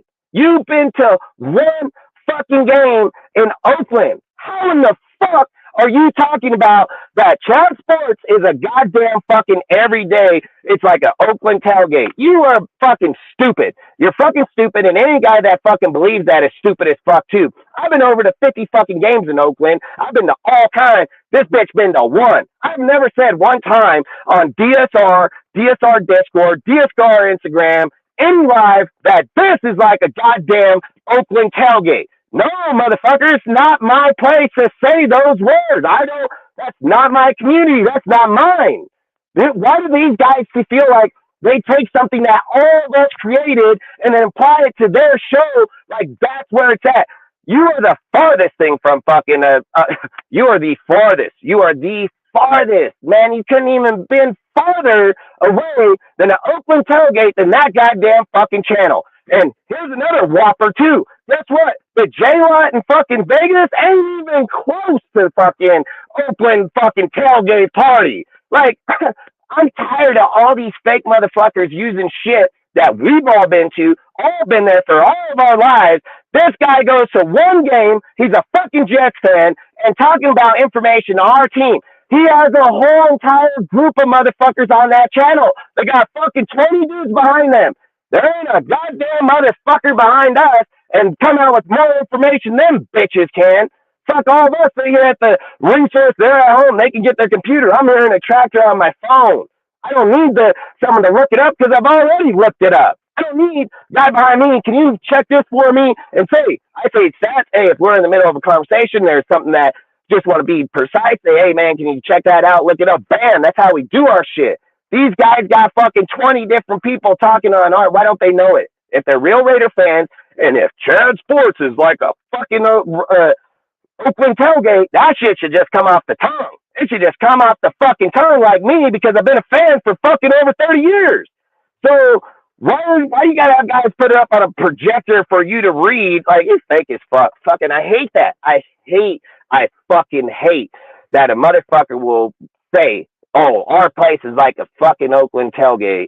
You've been to one fucking game, bro. Like, that shit, for me, I don't give a fuck. You got 150,000 motherfuckers. You are a bitch. Like, and I hate that you use our fucking, again, you're just using our fan base to put money in your fucking pocket.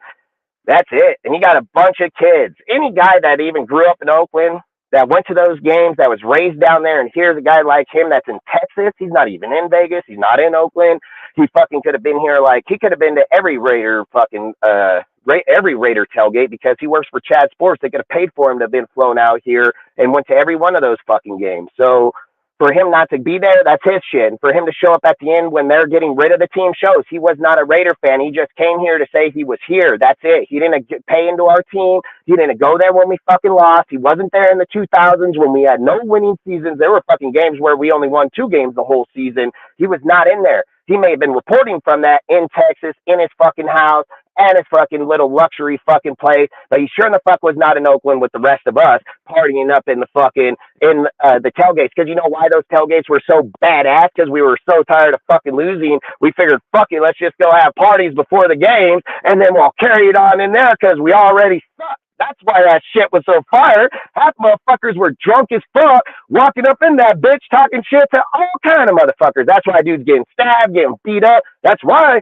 other fans wouldn't show up to these fucking games because they knew half these bitches were drunk before you even got into the motherfucker. Like, I hate these guys. I hate fucking Chad Sports, man. Like I've always said, I don't have an issue with people, but I hate fake fucking people, man. Like, use Raiders content names to benefit your fucking channel. Like, fucking joke. But whatever. I don't care. I'll use this whole time. So what do you guys think? Where do you guys want to see our team today? What is your opinion? Fucking, I feel like I'm just getting to the point where I feel like doing Raiders shit anymore. Talking to some of these guys is just fake. They're just fake as fuck, dude. Oh, you want to come over here? No, I don't. No, I do not. Tell to I can stream it when I get home. 1 hour and 13 minutes. Oh, he'll be home. He should be home in time then. Long story short, any guys that don't have a way to watch the game, I always say it in the Raiders Discord, our Discord, the DSR Discord. We have what's called the VC, Game Day VC. Everybody will be in there. We stream the game. All you guys can come in there, watch the game. No, it don't cost you nothing, anything. You can talk. You can mute your mic. If you don't want to be in there and you just need a link to the game, just hit me up. I'll send you a link to the game. I always said I want everybody to be able to watch the games, talk on it, more information.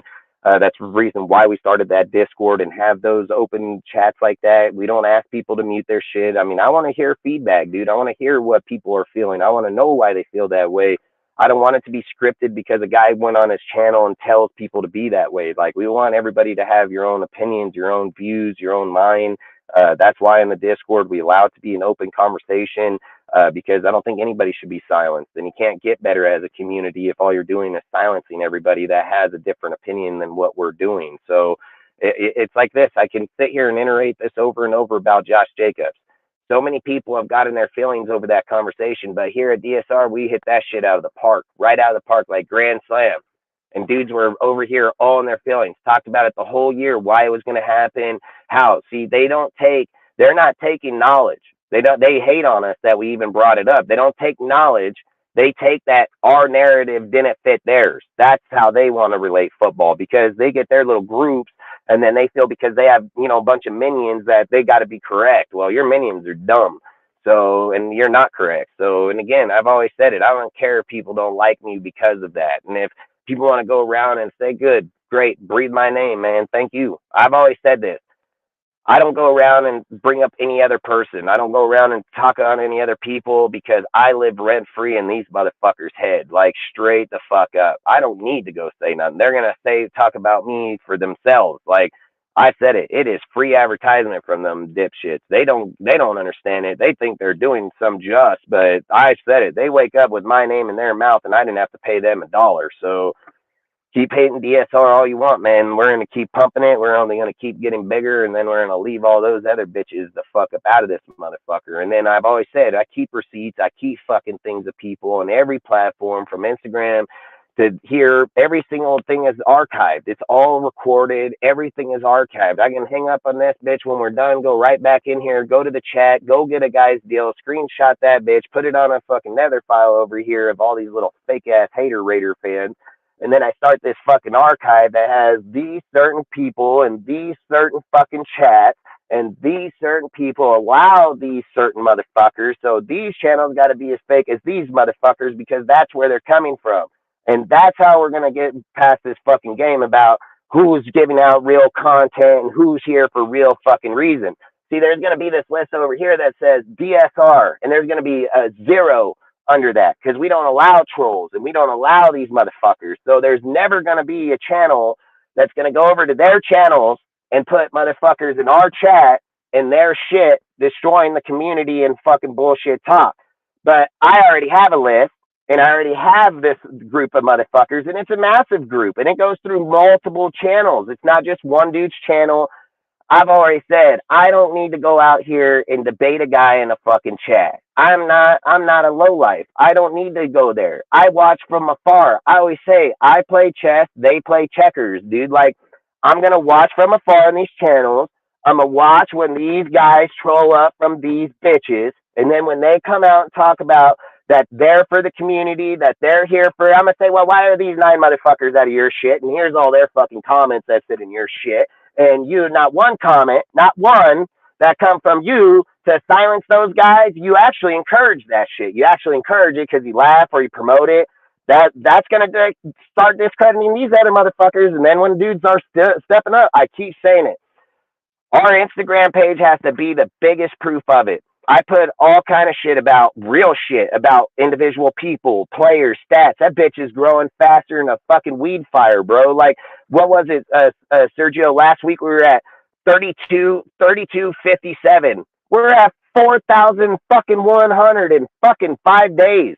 Like, again, there are guys out there that are like, enough of this bullshit talk, like this shit for real. And then again, they're flocking over because they know they ain't over here saying, oh, no, that's not. They're like, hell yeah, I see that shit. And I've been seeing that. And I've been saying that. And then you know what? Every one of these guys' shit is, they all have the same story. They're all coming over and they're saying like, hey, bro, I was over in this guy's chat and they silenced me. Or, bro, I went to this guy's fucking deal and they banned me. Yeah, fuck, they don't want to hear you're going against what they're trying to tell people. It's not about being better. That's why our page growing like a wildfire, because these fuckers been silenced out of all these motherfuckers talking about their Raider fans and for the community, but they're taking away some of the smartest fucking people out there because they say, oh, if this guy debates me, he doesn't know. Oh, that's the dumbest shit ever, man. So like I said, these guys will bury themselves. Yeah, they're going to bury themselves. Yeah, 4,086. I mean, our shit ain't paid. We ain't bought one fucking follower.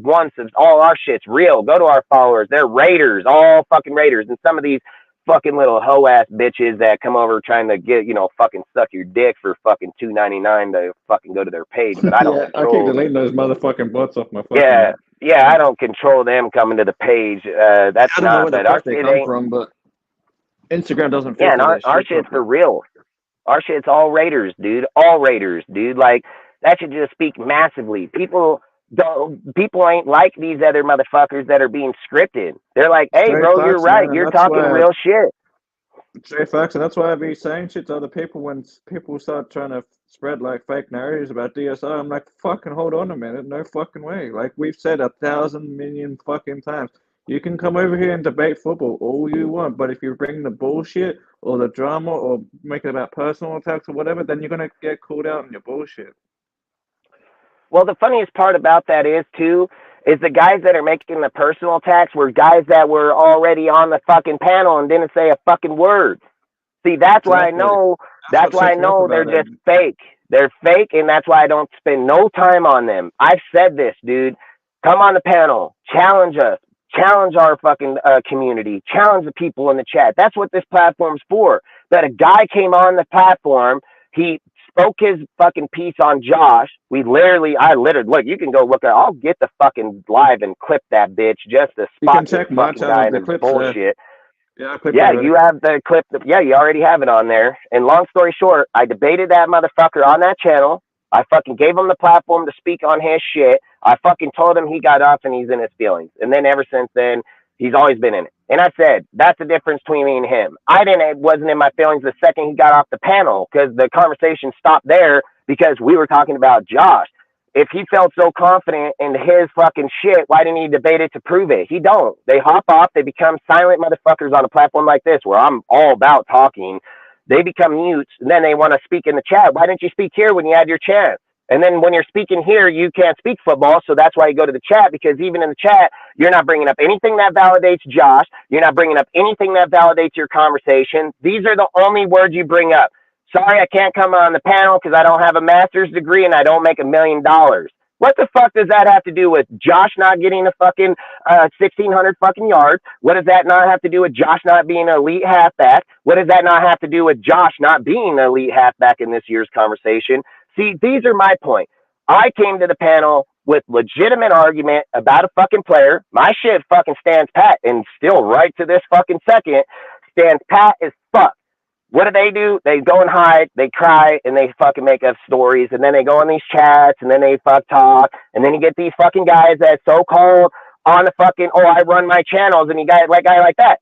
If that guy was correct on his deal, I would give two fucks about him going to any guy's chat, talking any shit. If I was wrong, I'm fucking wrong. But the problem I have is motherfuckers that say, like, we're for the community, we're for the fucking deal, and you let a guy like that walk around knowing that he's wrong, man, that's where me and you guys just won't get along, man. We're not going to be friends, and there ain't a fucking thing anybody's going to say about it, because the difference is I don't fucking need none of them. I don't need fucking any of those motherfuckers, dude. Like, those guys don't matter to people like us, because we are not here about personal lives. We're not here about a dude at his home or not. These guys won't even face me at a game, dude. Like I said it hell of times. Like, I don't know who they are. They can confront me at any time with all their deals. If they thought I don't stand for what I stand for, why don't you come see me at the game? I know you ain't gonna, because when you walk up in that game, you're gonna be like, oh, there's Dustin, kid, let's go. And then you're gonna see like, oh hell, why are all those guys right there? Because that's how we roll. That's how we roll. When we talk shit, we back it up. That's the difference in there. We stand for what we fucking believe in. See, I don't go around people and say, oh, wait till he has my back turned to me, and then I'm going to go fucking get him. No, hell no. You know what I do with drafting all them? I'll go pay the fucking little fucking fee, get down there in that middle of that fucking stadium and walk right down there and fucking talk to them all right to their fucking face, because I'm not a fucking coward. Why do you got to hide in a fucking, I thought you guys are for the community, bro. You should be out here in the fucking black hole, man. If all that bullshit you talking's real, why ain't you in the black hole, motherfucker? Why did you choose to come in a fucking protected fucking room that only X amount of people are allowed in to begin with, and then talk about you're for the community? Nuh-uh, because there's guys like me that you talk shit, man, and you're going to hide yourselves over there, because you know you get caught by guys like us, you're going to get licked in that motherfucker, because more times than not, you got a YouTube buddy in there. That YouTube buddy, he might want to stick up for you, but he's going to get his ass beat too. That's the difference is most of these guys are not going to back you, bro. It doesn't matter if they're on your channel. It doesn't matter if they talk to you like they're not your blood. They're not your friends, dude. They're your friends as long as you put in something in their pocket. When it comes down to you running your fucking mouth, and now you're going to get your ass beat out here in the real world, a lot of those guys tuck tail in a heartbeat and say, oh, we're not about that. We just do. I've already confronted these guys. I know, because I am that guy. I am that guy that waited for motherfuckers at the door, waited till they got there. Now, oh, bro, it's just for the content. I'm not here for content, bitch. I'm here to give out Raider content, and if it's going to be you getting your ass whooped content next, but I ain't here for that bullshit. Like, you think you can talk shit to me, motherfucker, you will get seen sooner or later. That's what I said about this Auntie dude. I'm not going to say fucking word about this guy. If this dude goes to games, he will get caught one of these days, and then I'm going to confront that sorry bitch right to his face. So there ain't going to be no fucking talking. There ain't going to be, oh, I've given that guy my phone number. I've given him every fucking reasonable source that he can fucking talk to me. So you know what? We'll just play his fucking bullshit coward game, go to chats and talk. I will see him well, he's probably too broke, but guess what, man? I don't forget faces, and I don't fucking put a timeline on days, man. Like, it could be fucking 2 years from now. That fucking guy, I will see him at an event. I will see him somewhere, and I want to see if that energy is that fucking high again. Talk about internet warrior is words he uses. He's the only internet warrior. I've never went around and posted anything into the internet. I told him straight up, here's my number. You want to think you're a man? I have family right there in Stockton, California. I don't know where you are. I don't even know if you're in California. But if I got to come down there and you think you're going to keep talking your bullshit like you stand for what I believe in, there's a big difference about the way I'm going to beat someone's ass. I've said this from day one. My Raiders is just like my fucking family. You talk shit on my shit, I'm going to fuck you up. And I don't give a fuck who the fuck you are. I don't care what dude you hang out with, what motherfuckers. You talk shit about my family, you're going to get your ass beat, dude. There ain't no, oh, I'm going to turn and then I'm going to be your friend. No, I'm not like that. I didn't come from streets like that. My friends were in jail with me, motherfucker, after we beat the fuck out of motherfuckers like you. That's where my fucking friends were. And my friends were by my side my whole life and still are. 40 years old and still solid as fuck, dude. So I don't know where all these other guys came to social media and are using this platform like they're building a friendship out here with dudes they don't even fucking know. They don't know them, dude. Like I've said, I don't cower down, man. I'll come. Let that guy pick the designation. Tell him where he feels most comfortable and where he's at. I don't care. Like, that's the difference. I don't come here to worry about some other man. I come here to talk about Raiders talk and Raider information and what makes our team better. If a dude like that gets in his feelings because his halfback is struggling, listen, that bitch wanted to give him $15 million. How smart would that bitch look right now, huh? He wanted 15 mil. What did I say the whole time? Can't give him 15 million. You can't even give him 12.5. He ain't even better than Henry. I said that the whole fucking time. This Facts, we guy both did. would have gave $15 million and fucked our team. And where would he be right now? Hiding like he is right now? Because why? When you confront that motherfucker about, hey, bro, I thought you said you want to give Josh $15 million. Hell, fucking guy ain't worth fucking $5. He ain't worth $5 million. So those guys 15 million talk for when 3 they're years, when the actually. yeah, these guys talk when the money's there, but they're nowhere to be found when their players ain't. You know what they say? Oh, DSR. Yeah, fuck you, bitch. I don't give a fuck. Keep saying my name. Keep putting DSR out there. Keep free advertisement. Thank you. I don't got to pay you. I live rent free in your fucking head every day, though. Every day. Every day. Not just some days. Every fucking day. Think I care if you come over here and talk in the chat? Feel free. You're just going to show everybody else how stupid you are. So I don't give a fuck. Like here, you don't get into people's feelings. You don't get an emotion. The thing that pisses me off about it the most is that you got other Raider fucking fans that tolerate that shit. That's horrible, dude. It's horrible, and it's just bringing down the community. They're fucking surrounding themselves with these low life ass motherfuckers and acting like they bring value to the panel. Oh, where he comes from, what he does. Hey, bitch, your fucking street life has nothing to do with how our team is fucking done.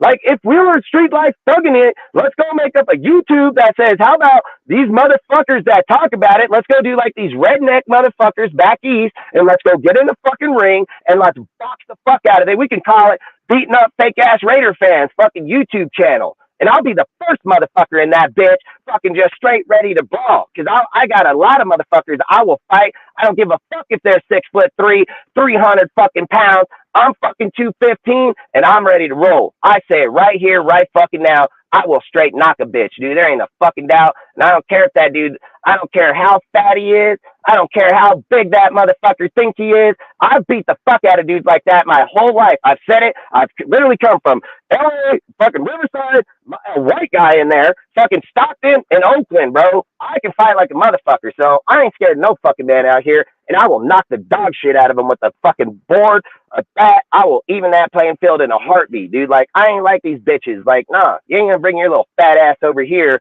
think like I'm scared of you because you got fucking 300 pounds on me. I'm gonna dot you right between the fucking eyes with the bat, and you're gonna be laying on the ground like a Pillsbury Doughboy, bitch. Like, I ain't fucking scared of you. You don't even wanna, you come to a farmer, and you don't even wanna bring up guns. Bitch, you got city fucking guns, motherfucker. I got real guns. Like, I ain't got your little fucking Tech 9, bitch. I got fucking 50 cals. I got real shit. I will slay a fucking city, dude. Like, nah, fuck these guys. I hate how these guys talk. I came from there. I was raised there. I fucking know exactly how it is because I'm from there. Like, I fucking hate that fucking auntie, dude. I'm gonna slap the dog shit out of that guy. I swear it gets me in my fucking motions, dude. I'm gonna just slap the shit out of that guy. But long story short, I've always said, man, our goal isn't here because of one individual.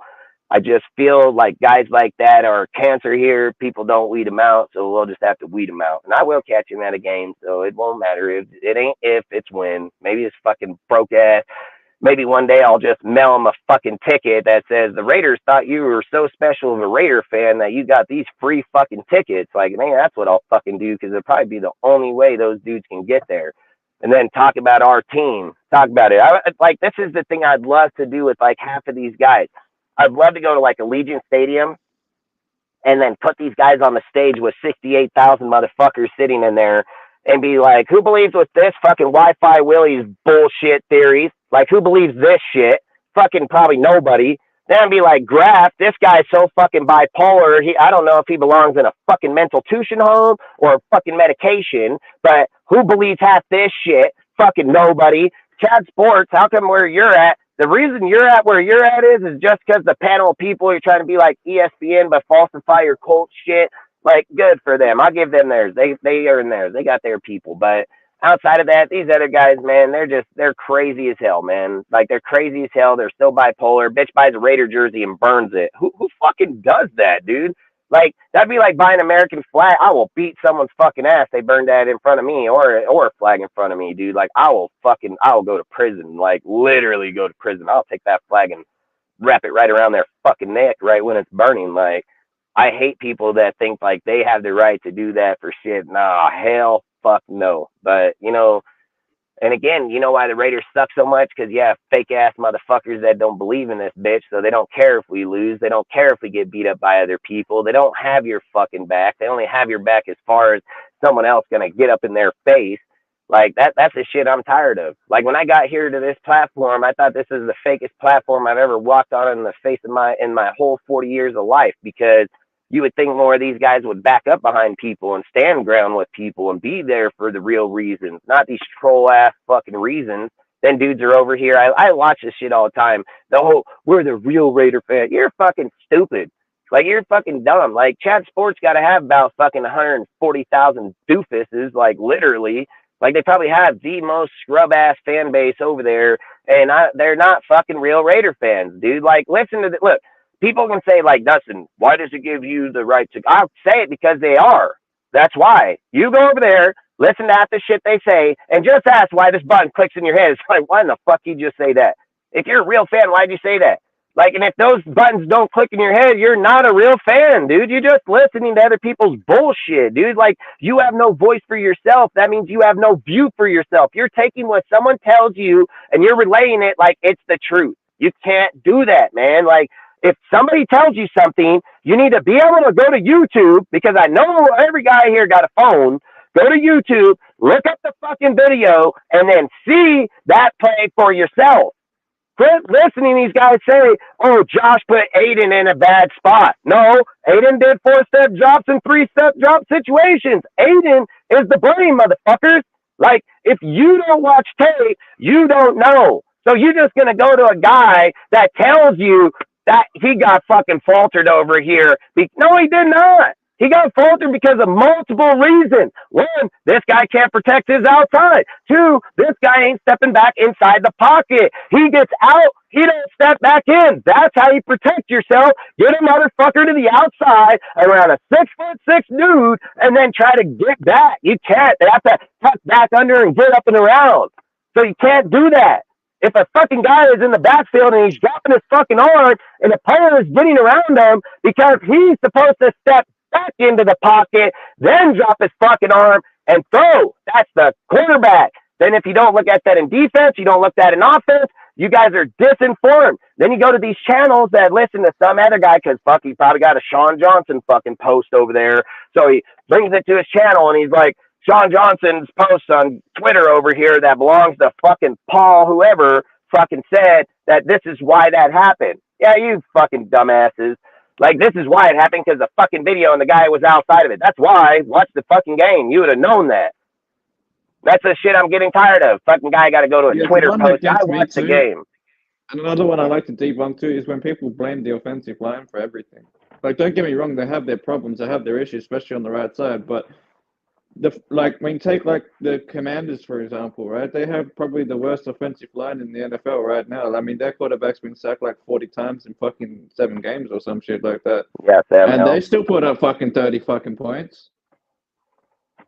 So in fact, Sam Howell got an arm, man. I would have loved him to be a Raider. I spoke on that guy multiple times. That debunks the whole thing of saying like it's not Jimmy, it's offensive line right there. Hey, I can say it just like this. You know why I know it ain't the line? Because last year that line was ranked 28th, and guess what? They only replaced fucking dipshit from the Bills, fucking what's his name? Fucking they replaced Alex Bars. No, fucking yeah, they got rid of Bars, but they got it for this fucking guy, fucking Greg Van Roten. Yeah, Van Roten. Hey, that's the only guy that got swapped out on that line, and Jimmy for Derek. And you're telling me that Josh's scheme just went to shit and that no, fuck no. I'm going to tell you right now that Jimmy is garbage as fuck behind that line. And again, why did Josh have so much success running behind that line last year? Well, guess what, you fucking dipshits? I'm going to tell you why. Because they fear fucking Derek Carr's deep ball. So they were like, can't pack the box with Derek Carr. He'll fucking toast you down the field for 40 yards, dude. Like, yeah, and I've said this countless times. If you only have 5 offensive linemen, and then if you even add another one as eligible with Munford or whatever, or you add a tight end, that's still only fucking 6 blockers. You cannot block 8 guys with 6 blockers, man. You cannot block 8 guys with 6. It's fast, and then sometimes one of those guys is double teaming a guy, so you're already taking away from the. Yeah, so then there's 3 guys that are going to be free off the block. Yep. Yep. But a lot of these guys don't know football. Yeah, a lot of these guys don't know football. They just think you can scheme football by putting another player in there. You put a player in there, you take away a player from receiving. Like, that's how it works. And I don't understand how people don't see that. Certain formations allow 5 receivers on the field because they're sitting back and they're just going to throw the fucking ball. They make it known to everybody. They don't put no protection up on the line, but they tell you, I got 5 bitches here. So if you put protection on the line, see, they're playing fucking chess, not checkers. They're telling the team, if you pack that line, I'm going to go short to this dude over the top of you, and you're zero blitz. This guy's going to go to the fucking house. So that defense, that the coordinator knows that. So he says, hey, we can't fucking put fucking 5 or 8 on the line. We need to play to the 5 wide receivers out here. Fuck, probably need to call a timeout so I can get fucking DBs out here instead of fucking DTs. And we're just going to put an empty up on the fucking line. Because Yeah. DCs know that Jimmy can't throw more than 15 to 20 yards max. Back. So that's why I said every time that Jimmy steps on the field, he takes away like 40% of the playbook. Any plays that go over the linebacker downfield in any type of progressions is already 86. So if you have a play that has 4 players and 2 of the players are under the 15-yard mark and the other 2 players are over the 15, so like saying 15 to 30, that means that those 2 will probably never get looked at. They won't even be a thought in that play. The only guys that are going to be looked at 80 to 90% of the time are the 2 players under the 15-yard mark. So Jimmy is already taking Josh's playbook and cutting it in half, just being the quarterback in that playbook. Facts. The thing about Carr is, when he was in that position, the thing with Carr in that position is Carr may not have known the whole playbook, but Carr wasn't limited to deep plays. So that's why Carr and Devontae and them hooked up so much in big plays is because he wasn't limited in the big plays. He just didn't know the whole playbook. That was it. So there was certain situations that he may have needed a shorter route, which he just didn't have in the playbook. But there's something that Jimmy's always going to be only 60% playbook, because 40% of that playbook Jimmy can never open up. He can never open. He can never go down there. I said it. Carr's limit was he just didn't know the playbook. But Carr was never limited in deep plays, short, nothing. Carr was just limited in the fact that he did not know the playbook. Jimmy, it doesn't matter if Jimmy knows 100% of the playbook. He's only 60% capable because he can't throw over the linebackers. I agree with everything you said. The only other thing I'll add is with Derek is that he had his certain issues under pressure compared to like. Yeah, I mean, everybody has their issues. I mean, nobody's perfect. Yeah, Carr got 35,000 yards in 9 years. I mean, I think he's done pretty well under pressure compared to other guys that've been here for 9 years and got 15,000 yards. You know, so his crumbling under his, I get it. On a good team would look bad, but we also got to remember Carr's pressure came from the Oakland Raiders that didn't have lines and didn't have these things. Gruden got here and it was actually Reggie. Reggie McKenzie. Reggie McKenzie was the one that actually started that line. He was the one that drafted Gabe Jackson and all them in that draft in 2014 with Khalil, with fucking Carr. It was Reggie McKenzie that initiated that fucking offensive line needing to be addressed to win. And when he did that, that's when we did actually start to win, was when they built damn near, we were ranked the 1 or 3 top offensive line in the league in that time span. And then we went shit a bit in 2018. Yeah, I mean, in his first year. Yep, and then but that's why I just say, like, Reggie McKenzie was the one that did that, and people will sit here and say it was Gruden or fucking Del Rio. Del Rio was brought in under that time span, but I keep saying, like, the Del Rio thing has to be the biggest misleading thing, period. The guy has yet to have another. Never should have got rid of Musgrave. Yeah, Musgrave would. Don't get me wrong, Musgrave was most definitely the key to unlocking Carr's fucking future. Like, that was no doubt about that. The thing with the Del Rio thing is like, that guy's never had a head job at anywhere, not anywhere after he left here. So I don't understand if we're advocating him when he had a 6-9 season the year after. He fired fucking Musgrave. He went with Todd fucking Downey. That's the goddamn coach that chose that. And people advocate for that? Fuck, John Gruden ain't never done that in his life, dude. Like, that's the coach's problem when you do dipshit like that. So Yeah, Downing's worse than Greg Olson. you know, and this is things like with oh fuck by a mile. By a mile. I mean, look what he's done in Tennessee. This guy is a joke, dude. He's a He massive is. joke. He's got to be one of the worst OCs in the league. But this is the only thing I would always say is like for our team to get better, we have to be able to identify where we're having the issues for real. And to sit here and just look past the defense like this defense is done great. I just don't understand how come we don't have real Raider fans bringing that up. And not only that, how come they're not bringing posts up? How come they're not putting it on their Instagram pages that this dude has had one of the most trash ass defenses in the whole entire fucking season? And as this stretch goes down the road, what did I say 2 weeks ago? I said it. Like I said, I'm not going to be surprised and I'm not going to talk about it because I know it was going to happen. And I said it the whole entire time. And now that it's happening, people are just acting like, oh, it's a game. I said the reason that it'll happen and probably in that Bears game, even spoke about it on our channel, that if you want to deter people from being buyers in the NFL, you just take a loss before you get to Detroit. If you win that Bears game, means you have to buy players to face that Detroit game. Because how does Mark and Josh and all them come to the podium and tell people that we're not contenders and we just beat the last 3 teams in a row and then now we're going into Detroit? That would have way more backing behind it, trying to tell somebody that we need to be buyers now versus if we lost that game. If you lose that game, what's been the number one talk? Like what is it we went from we need to be buyers at the trade deadline to what? Fire Josh. Like I said, you just switch one narrative with another, and then that's all you're going to do. Like, you just took away, nobody's indicating to be a buyer. I said, what has shown us that we are indicating to buy? Leonard Williams just got shipped to Seattle, dude, for a 2nd-round pick and a 5th-round pick. He would matter on our defensive line. Him as a DT sitting next to Max would most definitely take away that bullshit running up the fucking gut. Unlock Tyree's potential too, having a guy like that. Yeah, and we didn't even try. Didn't put in a bid. Didn't put in nothing for him. Didn't even try to get him. So, because I think they don't care. I think they're going to draft. They're either going to develop one of the dudes that's already there with a new DC, or they're going to draft another DT this year, and like maybe. I think it's going to be a new DC, and I've said this. I've said this since the day that we've hired Josh and all of them. I said this contract is going to be the John Gruden contract. He's going to get his fucking 4 years. Yep. He's going to get the whole contract through that 4 years, and they will fire a DC into the 1st or 3rd year, or 2nd or 3rd year. Pushing back on people that just like they did with Patrick, just like they did with Paul Gunther.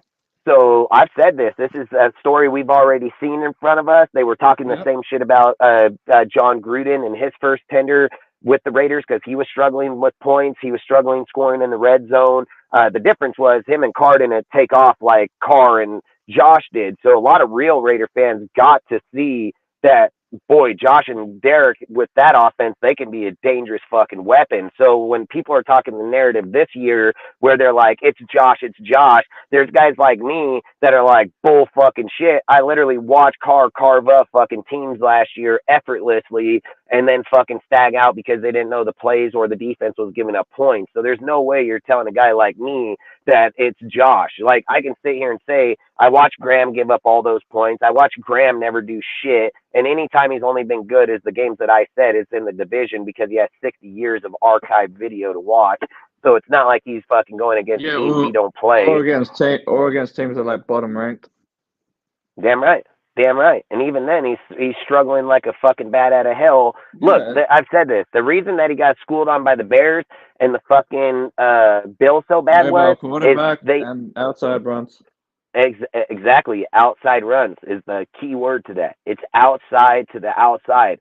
Watch Detroit. Detroit got hell of small receivers, fast, speedy receivers. Watch these little slants and curls. His career fucking. Dude, they're going to have slants and curls on these outsides. They're going to have under route drags, dude, and then they're going to seam route us with dudes like Jeremo and St. Brown, dude, right down that fucking middle section for big yardage, dude. Wait for Jamar Gibbs to have a career fucking game. And he'll probably get a rushing touchdown, too, which will probably be only his second one since he's played. So, like I said, we only got a few minutes before the game gets going, so we'll kind of get back on here real quick. Basically, this is what I'm going to say. For the game, in my personal opinion, I think we're going to struggle hardcore against this team tonight. I just think Campbell coming off this Baltimore loss, he's going to have a bad taste in his mouth. His team plays behind him massively, like literally do run through brick walls for him. I think that they're getting their players back. They're getting healthy. I think they can stretch our defense massively. I said it, if we find a way to win this game, I'm telling you straight up, it is because they did not show up. There's no fucking way you're going to convince a guy like me that this team just got better because they had a fucking chat in the locker room. They've been having chats for 7 fucking weeks. So there's absolutely zero way.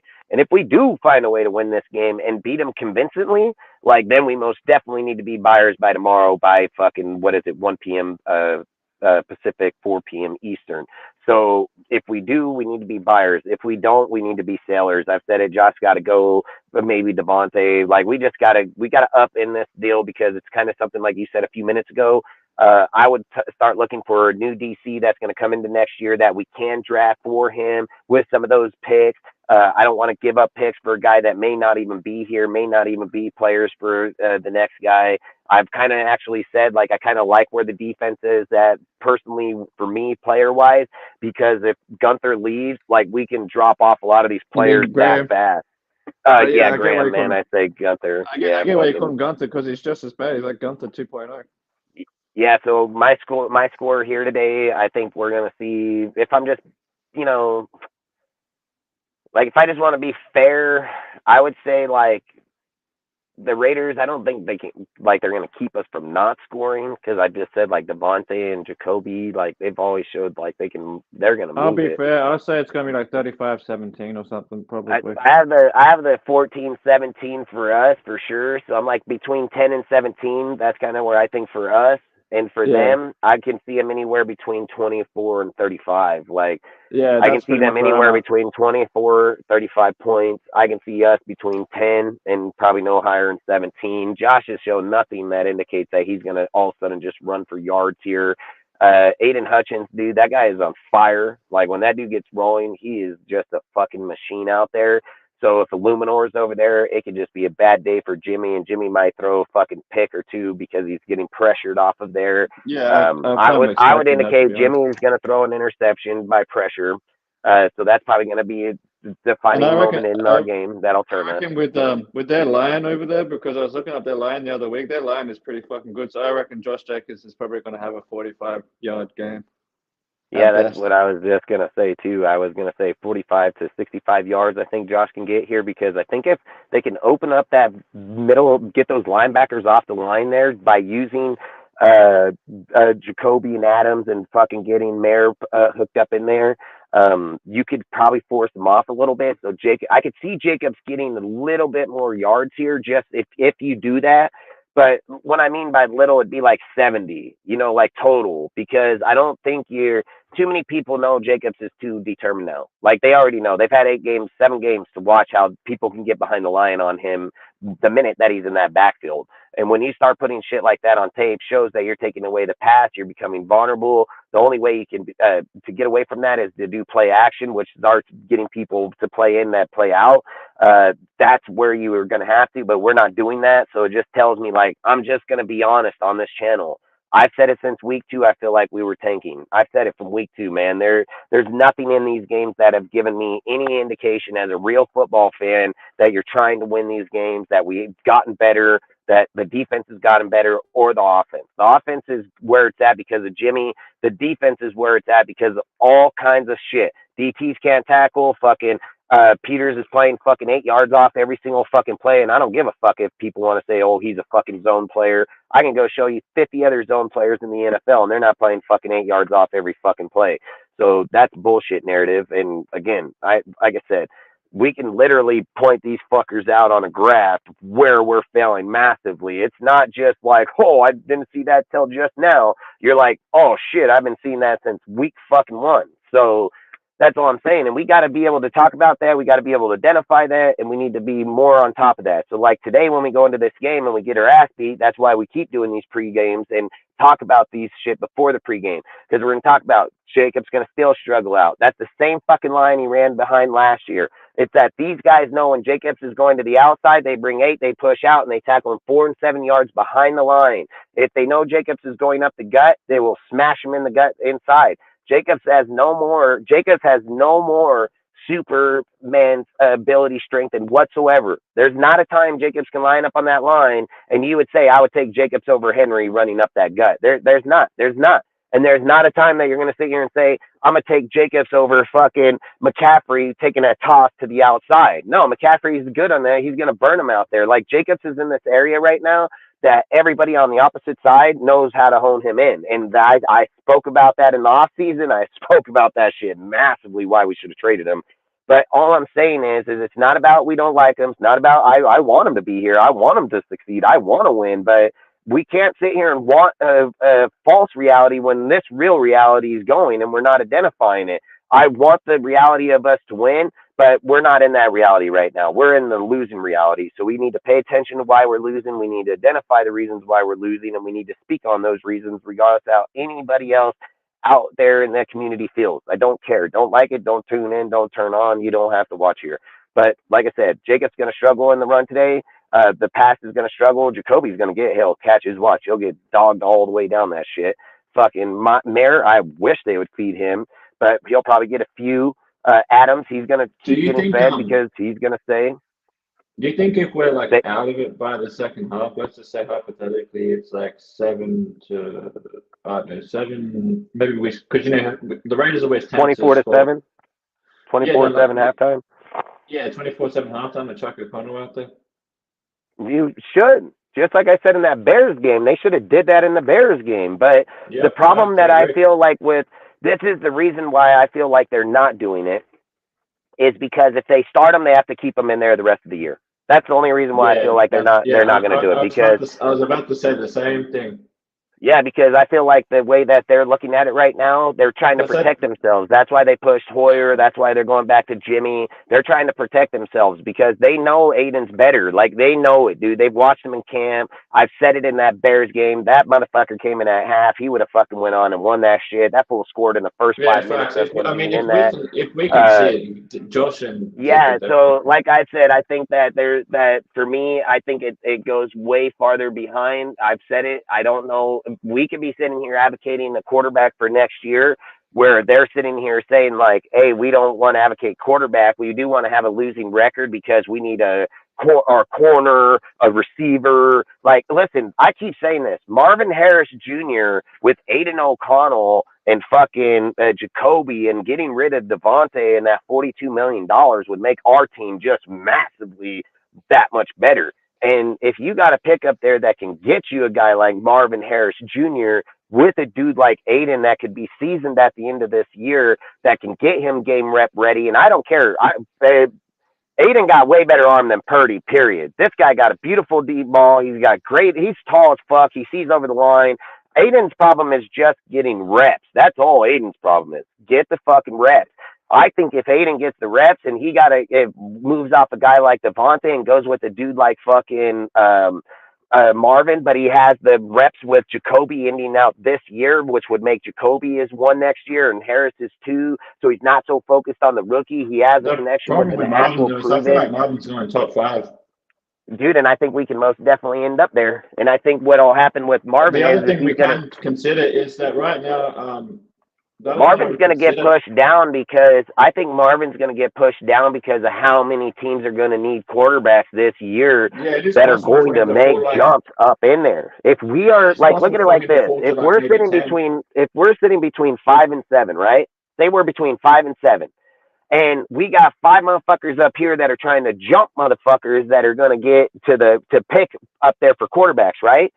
That means every guy that jumped up here that's quarterback, that means these guys are defense. They go behind us. There's no scenario that puts them in front of us. That's a question. Then that would say that I don't know now Harris, that's the top. The quarterbacks class, like who would obviously Williams and Drake May is like 1 and 2. But we'll have to get farther down the deal for that. Like maybe in like weeks 15, I'd probably more indicate that because they'd be more done with their season. Right now it's too crucial of a point to be able to label. Too many people are going to have like Penix and Caleb. Caleb's actually losing stock massively week in and week out. Like they're actually even indicating now that he's a bust player. Drake Mays is actually shot to the top of that board to be the number one pick on the draft. Yeah, I've So been saying that for a couple of weeks now. like Drake I Mays said, might be done. I would kind of wait on how people would view it. If I was just giving my personal, Well, the reason I I'm would have asking to is where do you say think Bo would fall in that category? he'd Like, probably be in I the know fourth or PFF fifth. has him ranked He'd be around fourth or 20th right fifth now. because he'd be like fourth or fifth quarterback off because you're going to look at one, it's going to be Drake or Caleb. So those two is 1-2, regardless of how they go or not. 1-2, Drake and Caleb. Then you're going to have a guy out there that's either a fucking Penix or a Daniels fan or a fucking dude from fucking Notre Dame. There's a lot. There's a lot of players here that have really good upside depending on who the coach is. And it's even like I said, why Caleb will probably actually fall down because not everybody is a fucking Andy Reid play caller. So that doesn't mean just because Caleb goes to your team, you got to still scheme his plays, his offense. So, and if you're not the coach, means you got to bring in a fucking coach. So for me, I think for us, for Josh, there are two clear guys that are just clear as fuck on that. So three. So there's three. Drake Mays is easily one for us. Bo Nix easily the second, and Daniels from fucking LSU. The more and more I watch this guy, the more and more his play, had the way he stays in the pocket, his vision before he can run or go. Like that guy's becoming an even more and more candidate game by game, and that's why I say it's kind of gonna have to wait this out because look, Daniels it's just like Sam really Howell, right? It's just like Sam Howell.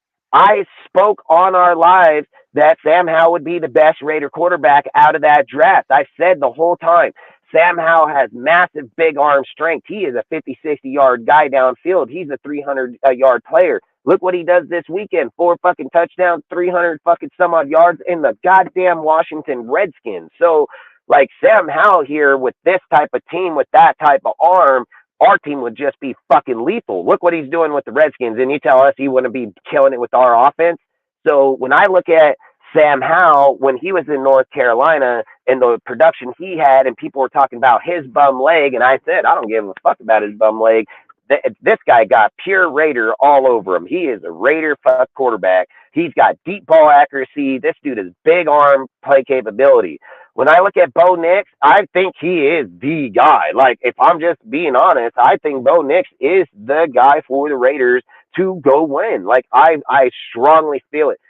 The thing is like, I would take Drake.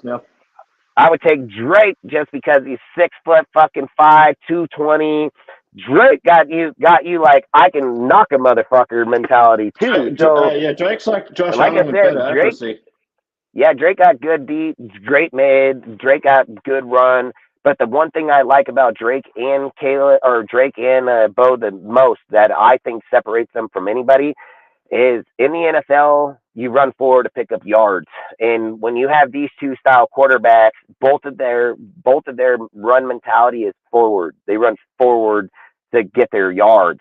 A guy like Penix is going to get to the outside. He's a skinnier, smaller type guy. He's going to try to use his speed, his elusiveness. And when you start doing that, you make your team vulnerable because one, you're dropping yards to be able to get up there to begin with. So guys like him, I think, will become a vulnerability to us. But long story short, we'll end it out. Go to the Discord. Like I say, you guys are more than welcome. The link's inside here. If not, it's the link right here on the bottom of the screen right here.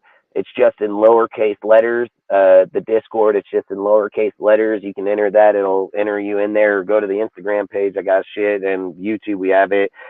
Like I say, everybody's welcome besides any fucking straight bitches. But outside of that, everybody's welcome. And we appreciate all of you guys. Appreciate you guys showing up week in, week out, man. I love talking Raider Talk with all of you guys. Like I said, man, we really, really do appreciate it. DSR is growing faster than ever with you guys, man. Even with the haters, like I said, we're not going to stop. We don't listen to other people. We do what we do. That's just how it's going to go. So you don't like it, don't be here. Outside of it, we appreciate all of you. I've always said just because you wear a Raider fucking shirt don't mean you know what the hell you're talking about, and I strongly believe that. Outside of it, I've said, I think, like I spoke about, Josh's struggle is going to probably be today. Probably the offense still, again, getting off because of Jimmy. Just like Ozzy brought up about should we swap out at half if it's a 24-7 or any type of big substantial number to the offense. I think you got to give Aiden a chance. If we're stagnant like in that in the Bears game where Aiden could have came in at halftime and made it a game. We need to do that this game. And then if Aiden is the best chance to win going forward, then we need to play Aiden going forward, or Mark and them need to come out to Raider Nation and tell us that they are going to tank out the rest of the season so we can quit the Josh talk that we're just losing because we suck. Like, I would rather do that regardless. But my hopes is Graham gets fired, we get a better DC up in here, and I'm advocating for fucking Matt Patricia. Like, I'll say it right now, I think he's probably the most qualified DC that's in the deal right now that knows this type of system. So I would probably advocate for Matt Patricia to be one of the candidates unless somebody else becomes available throughout the year from another team because the team is doing good or they come from a multi-D defense. So I'm more advocating that way. I've said it. I don't believe it's a Josh thing. I think it's a Graham problem. But long story short, that's my opinion. Doesn't mean it's right. Outside of that, I think we'll be, like I said, 10 to 17 points for us, 24 to 35 points for them. I don't think there's any scenario we win this one, but we can always keep our hopes up. Outside of that, I appreciate all of you. If you want to give your take before we bounce, and then we'll head to the Discord. Yeah, I pretty much agree with that. And like I said, I think it could be a 35 to 17, maybe 35 to 20 if we get like a defensive fucking score or something like that, or a field goal. Maybe we get like 35 to 20. But it's not a game I expect us to win unless something weird happens, like we get some injuries during the game on the Detroit side, or we put ourselves like golf and all their fucking receivers go down. Yeah, some weird shit like that. Yeah, like they lose a couple of receivers or they lose a couple of defensive line, and then Max and fucking Tyree start going off because they lose a couple of linemen or something. Like that's the only way that shit's going to change, in my opinion. And that's something else I do want to bring up because I didn't bring it up is I do believe Tyree Wilson will start showing up as these games go forward, and he may show up here tonight. Bring that up, show up here tonight. But I said it. I'm not on the bus train of him being a bust. I said this guy had no practice, no training throughout the off season or camps. This guy's obviously showing up more and more each week. So every game. Hey, I've been saying it since the start. Everyone's like, "Oh, he's a bust. He's a bust." I'm like, "Fucking bullshit, man. He had one of the worst foot injuries ever that you can ever get. Didn't do OTAs. Didn't do minicamp. Barely played in preseason, and you expect him to come out here and get 15 sacks. Yeah, and they get on that train because these other YouTubers get out there and people don't want to go against it. But here we will 100% go against it and tell them all I don't give a fuck because we're just going to talk facts. So, like I said, Tyree is going to kill it out, dude. I bet you he'll get more and stronger as this year goes on. You're going to start seeing his bull rushes on the line, probably pick up more and more. Like I said, I'm excited for where our team is. Guys, you know how New England used to run that defense back in the day where they'd switch guys from outside to inside and like back and forth and move them around? That's exactly what Terry's I said. Williams would have been a great pickup, man, but we fucking fucked the pooch on that one too, man. So, like I said, let's get to the Discord. Let's go watch this game, man. I appreciate all you guys showing up week in and week out. I've said everybody's welcome to the Discord besides them little Raider hater bitches that I've already booted from my shit. Even come here, talk shit, try to go on my Discord, fucking crack smoke motherfuckers. But, hey, they always want to be part of us, even hating or not. So, hey, like I always say, you wish you can be part of it, but you're not going to be part of it here. But outside of that, hey, we appreciate everybody, man. Head over there, watch the game with us. If not, we'll see you here probably on we might do a tomorrow show just because we didn't do a Friday show, so we might do a Tuesday show, kind of game recap. If not, we'll see you guys back here on Wednesday. Wednesdays, Fridays, Monday, Wednesday, Fridays, man, 7 p.m. Pacific, 10 p.m. Eastern. We just did the pregame live today because we did it early because we can't do the show tonight. So outside of that, like I said, appreciate all of you guys. Appreciate everybody that supports us on all of our channels, from all of our people on our shit. I always said DSR would not be able to be who we are without you guys. The way that we build our panels, the way that we build our groups, it's a thing that we do together because, like I said, it validates what we all believe in. Just because we all do Raider content don't mean that we all believe the same stuff that's out there. But I've always said we don't not like hate people because of those deals. That's the difference about how they are in other channels. If we don't agree with them, they hate us. So that's fine. I don't really give a fuck about it, but we're going to keep doing our stride. Like I said, man, you guys are helping us grow fast as fuck, bro. We were literally at, like, just so you guys can understand, 1 year ago, this channel started with 0 subs. We're at 291 right now. We've literally picked up over 20 some odd subs just since this weekend till this, or last week till this week. So over 20 subs. Our Instagram page, we started at 0. You can look at the time date on that motherfucker. Literally 1 year, 6 months, 1 year, 8 months. We are literally well over, we're probably like 1 year, 4 months. We're over 4,000 plus followers, 4,086 followers. Our Discord again started at 0. We're at 300 people in there. I've always said, man, we really appreciate all of you guys that do support us, that do follow us, that are real ones out there. Like I've always said, man, we really appreciate you guys. And I want to make it clear, you guys know me. So you know when I talk about the way I speak in here, I'm not identifying anybody in these chats or anybody on these panels. I'm just identifying people in the nation. So the people that are here, I've always said, I'm not here to target nobody. I'm not here to single out. If they want to hop on the panel and debate, that's a different story, but not here to just destroy people in our chats or not. I speak about these fake fuckers out there, not part of our shit. So I know that you guys part of us, you guys have same beliefs. Like you guys are tired of the fucking false narratives. You're tired of all this bullshit. I get it, dude. So I've always said it. I appreciate all of you. I appreciate you being here for years, supporting us for that time, regardless of narratives or what people say out there. Stay true to you. I'm going to stay true to us, man. Like, and I promise you, I will be true to us the whole time. So I'm not going to back down. I'm not going to cower out from these dudes. I'm not going to change the way we do our shows or our platforms. Like, I'll stand stronger and taller than anybody we can. And people on our panel, it's like why I've partnered with Ozzy and other people, because I think more of our voices that can start being put together, that can reach certain areas, that can start help building this place the right way is the way we should be.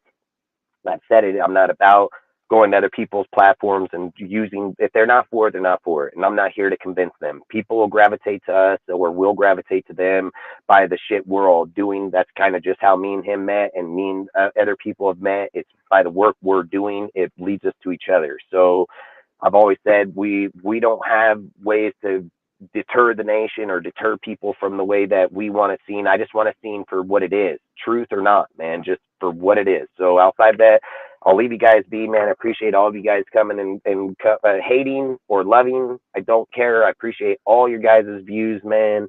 Appreciate all the people that either subscribe or don't. Like I've said, this Raider Nation can't get better until we all start getting better. And I don't think we're correct. I don't mean that. I don't think like Dustin and DSR or Ozzy or us are all perfect. We are not perfect, man. I have always said I leave the platform. Right all the time. Yep, and I leave the platform open to be debated at all fucking times. So we are not sitting here trying to say we are better than you. We actually need your help to make us better as a community. The sooner people understand that it takes a team to get better, not an individual, the faster we can grow as a community, and the faster people can get off of, well, I think this way or Ozzy thinks that. It's not about that. We're trying to think what's best for the community, not an individual person's feelings. That's just plain simple. And if a guy results back that you sound like, well, maybe there should be more motherfuckers like me out there that are saying those things, so these dickheaded motherfuckers will get past that shit. You can't fix something until people put the process in to be fixed.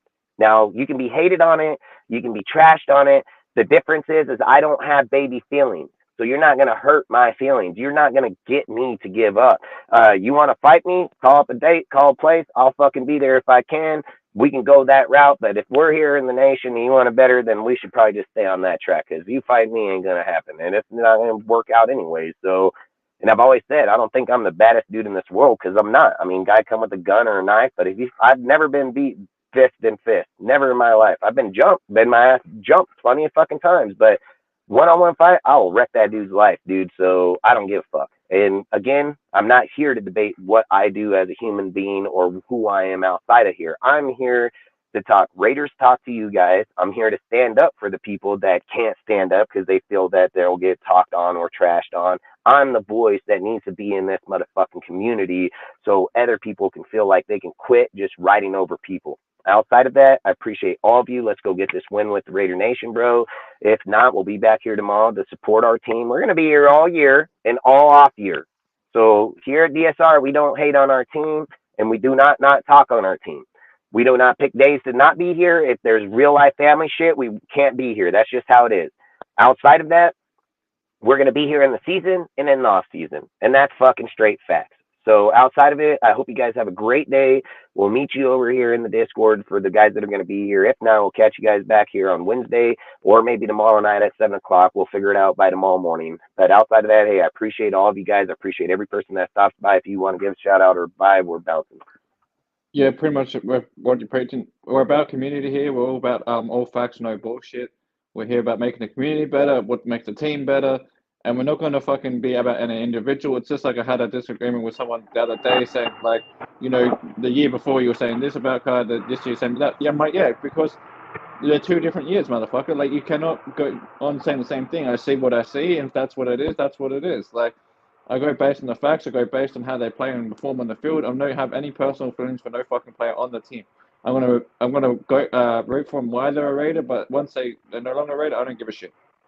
And that's how we've been our whole lives before social media came about. The job players that weren't here no more. So we always carried the motto, once a Raider, always a Raider. But I said it, Charles Woodley. If he comes back and he retires a Raider, then yeah. And we support him when he came back, and that's how it should be. So we need to get more back to that type of fan base, because that was the strong. Like Donald Penn. Like if he comes back like Donald Penn, retires a Raider, then I'm for it. Yeah, we were a very strong community winner of rock in those times, and we've gotten away from that. We've let these little kids that are not even educated in our sport come in here and say 2-word sentences like they know the history of what we're doing.